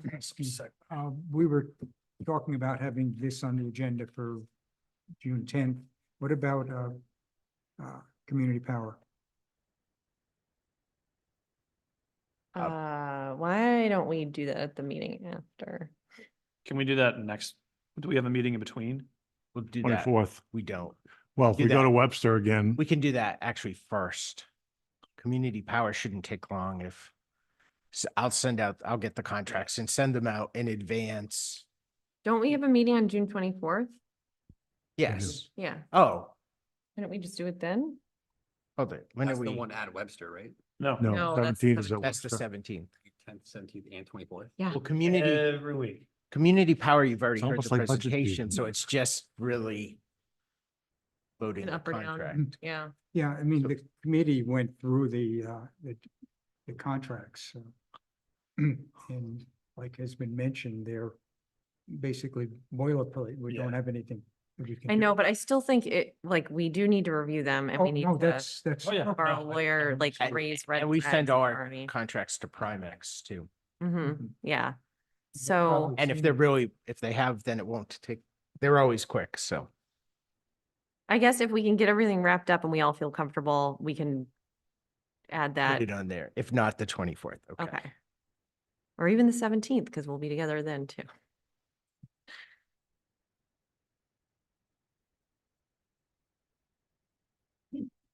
Okay. Perfect. That brings us, that brings us Yeah, to perfect. new business, which is the Waste Reduction Committee work session request. You have that memo in front of you, Yes. Okay. just mostly to talk about things that you all just talked about, Mhm. so. indeed.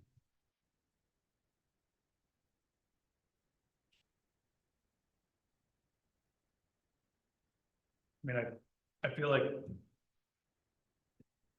if we were inclined to do a work session, it would probably be after the public listening period. Yeah. Because we're not gonna make any decisions until that public listening period happens. And I think what I read, the Waste Reduction Committee should be trying to help us through is to make some decisions.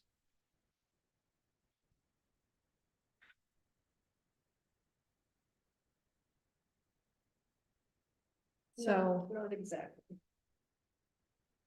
Okay, so, a work session. Were you thinking this would be like a side meeting or like you would come in for one of our regularly scheduled meetings? Or is it TBD? The letter, in the letter we stated that, you know, we would like an appointment in a regular Okay. select board meeting for a period of time, just to sit with you all to start formulating how we can best support you guys and help you. And ideally, it might be better because we have some specific ideas about what might happen in this public forum for information, for education and information to the public that we could do or have given to you to do. But if you want to wait till afterwards, so that's fine. You know, it's just a matter of trying to streamline because it seems to be a hot potato, as evidenced by how much time is going on in meetings talking about this in preparation for the public forum. That, it seems like a time to strike while the iron's hot. And as a committee, work with you to find out what you need, and then we can be precise and concise in what we can give you for assistance. Well, I don't know, are we in public comment or what's going on? Well, That's I what guess, asked, sorry. if you guys, yeah, if you want to roll this into public comment, we just need the mic to be used, the video. All right. Right. You want to, I mean, why don't you just comment? Hand the hand mic and you can sit. go ahead. If you're gonna go. Oh, I'm gonna sit, though, not stand. I think the idea of the work session is that tonight is a perfect example. We are sitting here barely able to stay in our seats because we're hearing you guys say things that I think need a lot of clarification and a lot of background information. But we don't get to do that with you guys. The only input we have is there's public comment time in the meetings. And we give our comment, and it's not like a dialogue or a back and forth. You hear our comments and say, thank you very much, and then we go away. And Sabrina, I don't know if you remember that 12 years out thing that we gave you when you came to our meeting last January. It was a long document with a lot of recommendations, and does anybody remember that? It's in the packet for the work session. Has anybody looked at it? And okay, Definitely did look at it, yes. yeah. Wow. Steve, I want to say thank you I loved hearing what you were saying tonight. I mean, the first thing we said in that 12 years out long memo was it doesn't make sense to throw out a project that is well-defined and it's been years of investment to write the ordinance and do all this stuff, never really implement it, and then just say, oh, it's not working and throw it out. However you said it was perfect. We need to at least go through the motions. And Ken, I suspect that a lot of people who, you said even people who are in favor of green bags are complaining.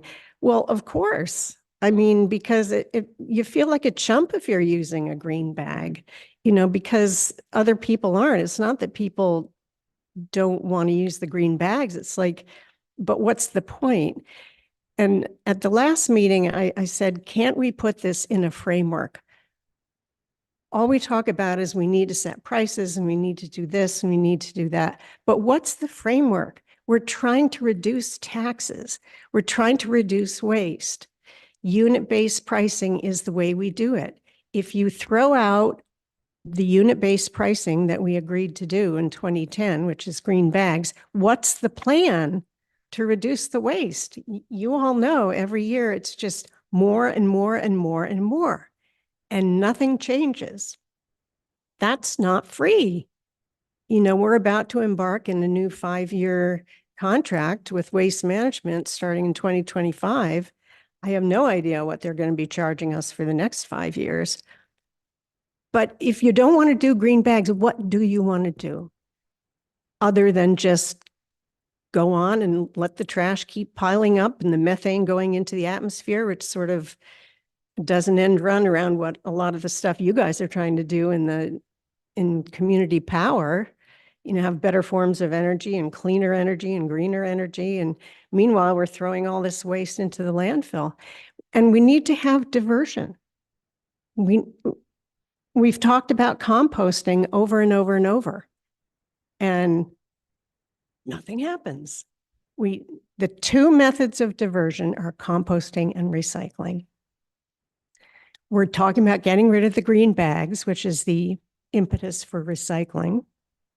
And we're not doing anything on composting. Seems like that door got shut a long time ago. So what is the plan? We did talk about composting. I think it's cost prohibitive Why is that? It's, And we've discussed. the only thing you hear about composting is Dan says, well, it'll cost $30,000 to put a solid surface down. Sure, but how much are you going to save if the EPA says that 25, close to a quarter of the weight in MSW is food scraps? And we're taking that out, aren't we saving money in disposal fees and in, you know, the cost to manage this and new trailers because we're shipping all this waste and um, it's a big circle. All of this is investment to reduce costs, not increase. And didn't we just add a third full-time person at the transfer station? What is that person doing? That's because it was understaffed in general leading up to this, so. Right, but you know, I think that with 3 full-time staff people and with 3 full-time staff people, somebody, one of those 3, or maybe the part-time people or whoever could be out there taking a shift, doing spot checks on stickers and bags. I can't believe it's going to cost us $40,000 to have somebody stand there. And I also don't think that we need to have somebody standing there all day, every day. I mean, I would never support hiring a full-time person to just stand there and watch for stickers. I mean, I feel like we're just not, we're so caught in the weeds, we're not keeping the big picture in mind here. And how are we going to do that? And that's why we would like to be able to work with you, not just, you know, be a commenting body now and then. I didn't mean to cut you off. No, go but ahead. I wanted to ask, what your thoughts were on having this work session with you guys before we do the public input on the green bag proposals that we just talked about. Well, for one thing, I think to just spring this on, you know, within a couple of weeks, just spring it on the community. We're going to have a big forum on costs and green bags. And then the rumor mill will start immediately without having a preamble to that. I don't know, a library night or something, or you seem really upset, Sabrina. But, No, but I I mean, just- I think feel we've like been there are talking about ways to this. ease into this. But we've been doing the preamble for 2+ years. And like the Waste Reduction Committee has had opportunities to meet with us and we've met with you. And so this, to sort of act like we haven't been having the conversations, like Thomas has done so many deep dives on green bags. Didn't you have like a side subcommittee? I mean, it's like we've done the things. And so we over and over come up against the cost of having to do enforcement. We've never come up with a great way to get around the fact that Webster doesn't have to use them. Like, I just think it's an unfair characterization to suggest that like we haven't been doing this and having these conversations. I don't think this is springing it on the community. Everyone's talking about it right now. It is something people are talking about. And how do we move forward if we don't have the conversations? We have to have a public hearing on the ordinance change and the fee schedule change. That's required by law. We have to do that. And so you just heard, I was the one who said, let's push off the green bag discussion. And the majority said, let's have it all in one night. So I just think we have been having these discussions over and over, and we are thinking big picture. And like we have thrown out alternatives. I mean, I brought up mandatory recycling, which they do in Neilstown and other places. And we haven't had a real discussion on that. But I think like, it's not like we have not been having these conversations and now all of a sudden out of left field, we're like, let's talk about green bags. I think. Well, here in this room, these conversations have been happening, but out there, the general population, the residents in the town have not been privy to those. So all of a sudden. I'm sorry, Bonnie, I just have to interrupt there. How have they not been privy to them? There are public meetings we have every 2 weeks. Yeah, but you know how that goes, Sabrina. I just don't. So what is your suggestion? I can see then? you're That- incredibly frustrated. No, I'm just frustrated in general. Like It's not for directed at example, you, for example, for enforcement. I mean, what we suggested to Jeff, and I guess it was rejected, was if you're going to try to start up enforcement, start with a flyer, a townwide flyer. And begin it with, our waste is out of control. I don't even know what the number was, 3,228 tons last year or something. Our waste has grown astronomically. We can't keep going on like this. We need to talk about solutions. And, put the framework out there and say, the reason we do green bags is that's what's called unit-based pricing, and it's the only fair way people pay for the waste they produce. So put that context out there. I mean, I think people right now, if they see that we're going to have a hearing on increasing the bag costs and stuff, they're going to think, oh, you just want to ding it to us, but if you don't put it in the context of, but this is going to save us money. I think the challenge to, I'd maybe communicate what we're trying to do is that we as a board couldn't even agree on what we want to propose, and I think there's a lot of people in the community that don't quite know how to fix it. And so it's hard to have a educational session or get feedback and go out to the people where they are when we as a board can't even agree on a position to take yet, which is why I think we set it up as public input to get more feedback from the public in the hopes that more than the usual 5 or 10 people show up or reach out. Well, you to us. probably get all the angry people. I'm sure we will. And then that'll make it look like nobody wants green bags. Well, but the thing is, people need to show up to support them. And I do just want to say, That's why I want to put it in a context, put it out 3 or 4 times in Susan Covert's newsletter before you start this, and put out a link to a couple of articles. Provide a framework for it before you just, dive into the weeds.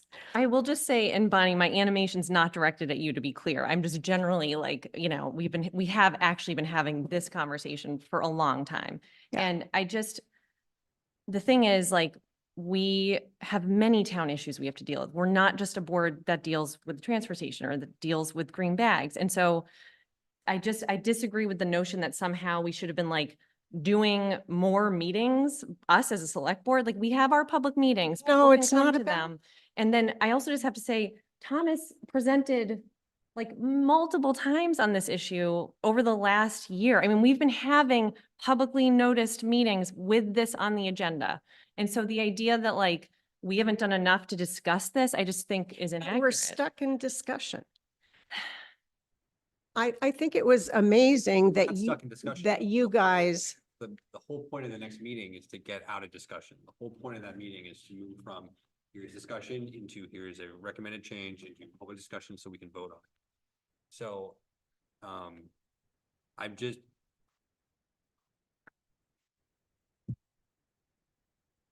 I don't want to. The Waste Reduction Committee's role is to go through these issues and come up with recommendations that we can act. And a joint work session feels a lot like inviting us to come to the Waste Reduction Committee meeting. Which. that would be nice. I mean, That's great. But I just don't know what the difference between those two things is. Well, can I ask a question? I mean, the bullets that you have on here, these seem like excellent comments that ought to be made when we have this listening session. Like, there's nothing preventing members of the Waste Reduction Committee standing up and saying to the public in attendance and to us, we think supporting green bag, proper pricing and enforcement are good things because, those high level sort of goals you just spoke of, because it's a fair way to apportion the cost of waste. It's unit-based pricing. Does it reduce? I mean, all those things you could tick off. And that seems like that's an appropriate forum to talk about this stuff. I don't know if it has to be like a the work listening session. session, you mean? Yeah. I'm not communicating, I guess. It just seems like it's just round and round and round in discussions. And did you guys get we sent you a thank you memo for all the things you've done. Did you get it? I mean, we never heard anything back, so we didn't know. And we are very grateful that the agreement has been changed. We're working on pricing now. We itemized all those things that were very enthusiastic that you guys have done. So I don't mean you've done nothing, but we need to leap into it now. You know, discussions have to stop, and you guys going down there that day to check stickers was the kind of thing I'm talking about. I know, You but know, you just gave us pushback on trying to, have a a discussion about pricing and enforcement. It's mean, the we're trying to third week in a row, our basic discussion has been. Yeah, like we're trying to do action, I guess is my point. We're trying to get out of the discussion phase, or at least side by side with discussion, take steps. I guess I don't wanna, I hear what you're saying, about maybe framing the issue for town residents in a different way, which I think is one of the things you were saying. But I don't wanna delay this listening session because I want to get to the point where we can make a decision about how to proceed. And so that's why I'm suggesting you can make these points, when other members of the public are here, and these are very, very relevant things to say. Yeah, I'm agreeing with you, and I'm thinking at the public session that Patricia, as chair of the committee, could lay out the points and maybe, have you go first as a member of the public or as a member of the chair of the committee. Absolutely. I don't have an issue with that. Would it not be beneficial to have a joint brief meeting with the board and the committee so that we can propose that we're all working together for the same goal and that we're on the same page, rather than the committee standing up barking at the information meeting? I don't know that you're gonna get a majority of the board to agree with, some positions. I think it's the problem. I don't know if you're gonna get the majority of this board to agree with the waste reduction committee's positions. When I look at your bullets, How do you know? first, excuse me? When I look at the bullets, public education on the purpose of green bags, some of the board is going to disagree. Increasing tipping fees, yes, we're going to agree. Wait, can you, Signs. what do you on mean? Green bags is premature. Spot check enforcement of pay by bag, again, is premature. Residency requirements, I think we agree with. And, what we've said early on is we all agree education, is critical. And we have learned on the Waste Reduction Committee and in 1,000 other committees, education is all well and good, but the rubber meets the road with enforcement. Laws, policies, and enforcing them is where things change and get done. And, who's going to do the education? Our staff doesn't do any education at the transfer station. We can't, we do a lot of stuff. We have things in Susan's newsletter. We do the Earth Day thing every year. We have all kinds of information out there. We did all new signs for the transfer station. I mean, we have done a lot of education. I believe. And I think a lot of the education we've brought to you guys has brought you along to where you are now. And, we never get any credit for it, but education has to go hand in hand with everything, but it's not the answer. It will never be the answer. I think it's a way to just skip the hard part. We're trying to get at the hard part right now. So, Yeah. I mean, I kind of fear that if we were to have a work session with you guys, it would be this conversation right here. I look at it as we just had the work session. You asked for 45 minutes, we probably spent 45 minutes here already. Okay. I give up. all right, well, yes. The purpose of the letter that was provided to you is just to ask for the work session. The choice is yours, whether you want to do it this way as a work session. It was just an idea, makes us no less committed to doing the work with you, however it goes. And I see your point, Steve, that there's some value maybe in waiting till after the public forum, if we were to collaboratively do a work session, to know what the public's thinking, because I mean, I get anecdotal information just like you do, Ken, from people about the green bags and various other things, and it's anecdotal information. I mean, I think there's a larger representation would be much more effective for information for you all and for us. So that's all I wanted to say. I do want to reiterate that I really encourage you guys to show up at that information session and express some of these same. Right. And like you were saying, Ken, of those bullet points were just a kind of a framework for a possible work session. They were not necessarily designed to be specific to the public hearing.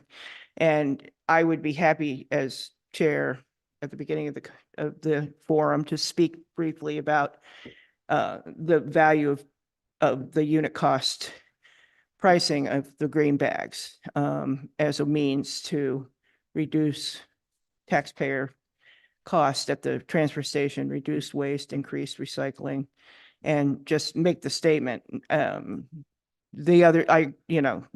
go down the road about enforcement and from our stance as a committee doesn't make any sense unless you're going to let us do the enforcement, which I've done and I would do, but that's another conversation.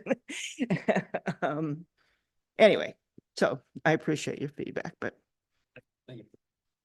Thank you. Yeah, I think we do appreciate the work the Waste Reduction Committee has done and continues to do. We have had a lot of collaboration.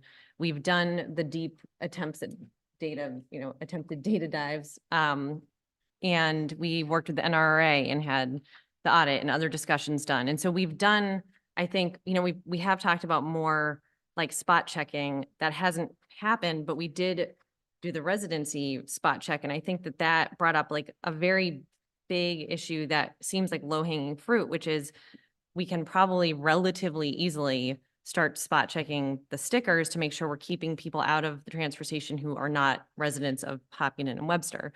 So that's a big issue right there. So I think like in general, we are aligned with the same goals. And so that's not the problem. I think we also, we're trying to take action now. I think we are in an awkward position because I'm like Ken, have gotten a lot of negative feedback on green bags. And so the point now of this next step is to hopefully get more feedback and maybe some new ideas. And at that point, we're gonna have to make a decision. Do we increase the prices, try to do more enforcement, take other steps to show people what the program could look like, all the things we've already talked about. So I don't want you to leave here thinking like we're not generally aligned. I think we are. And I think the idea of a work session makes sense, but I agree, like coming to the green bag, discussion would be very helpful. And then perhaps we can do, a more official work session at some point too. So thank you for being here. I don't know if there's anyone online. But okay, so that's the end of our public comment. Could I add one thing very short? I've heard over and over and over again from NRRA that you can't make progress with your waste management if you don't have buy-in from the staff. And we're doing our thing and you're doing your thing, but the staff is just sort of, it seems like the staff should have some skin in it too. Like maybe. If we want to discuss staff, I think we should go into non-public. Job description to have an incentive, like we're gonna set a goal, we're gonna reduce our waste, by 25%. And everybody put their thinking caps on, including the staff, and say, hey, we can do this, do that. Okay. Yeah, I do think that's a discussion if we want to have, we should have it in non-public. But hear your point. Okay, so I think we should move on to town administrator updates. Sure. All I do is trash. Yeah. Let's see, we have 9 interviews next week for human service coordinator. Hopefully we fill that up. tax bills are going out on Thursday. Sorry about that. Yeah. And I think we're there. I think that's it. Okay. Sorry, I shouldn't be frustrated. No, Uh, thank you. That but was I good. am. Good update. Okay. Okay, why does it say two panelists? Are we one of the panelists? We're both of them. Those two screens.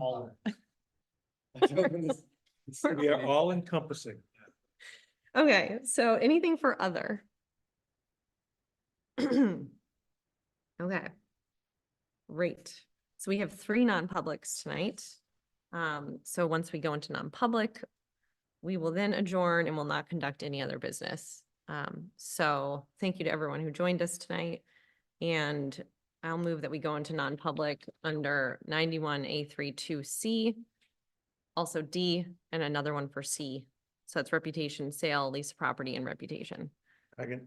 Okay, and it's a roll call vote. Stephen? Yes. Ken? Yes. I'm a yes.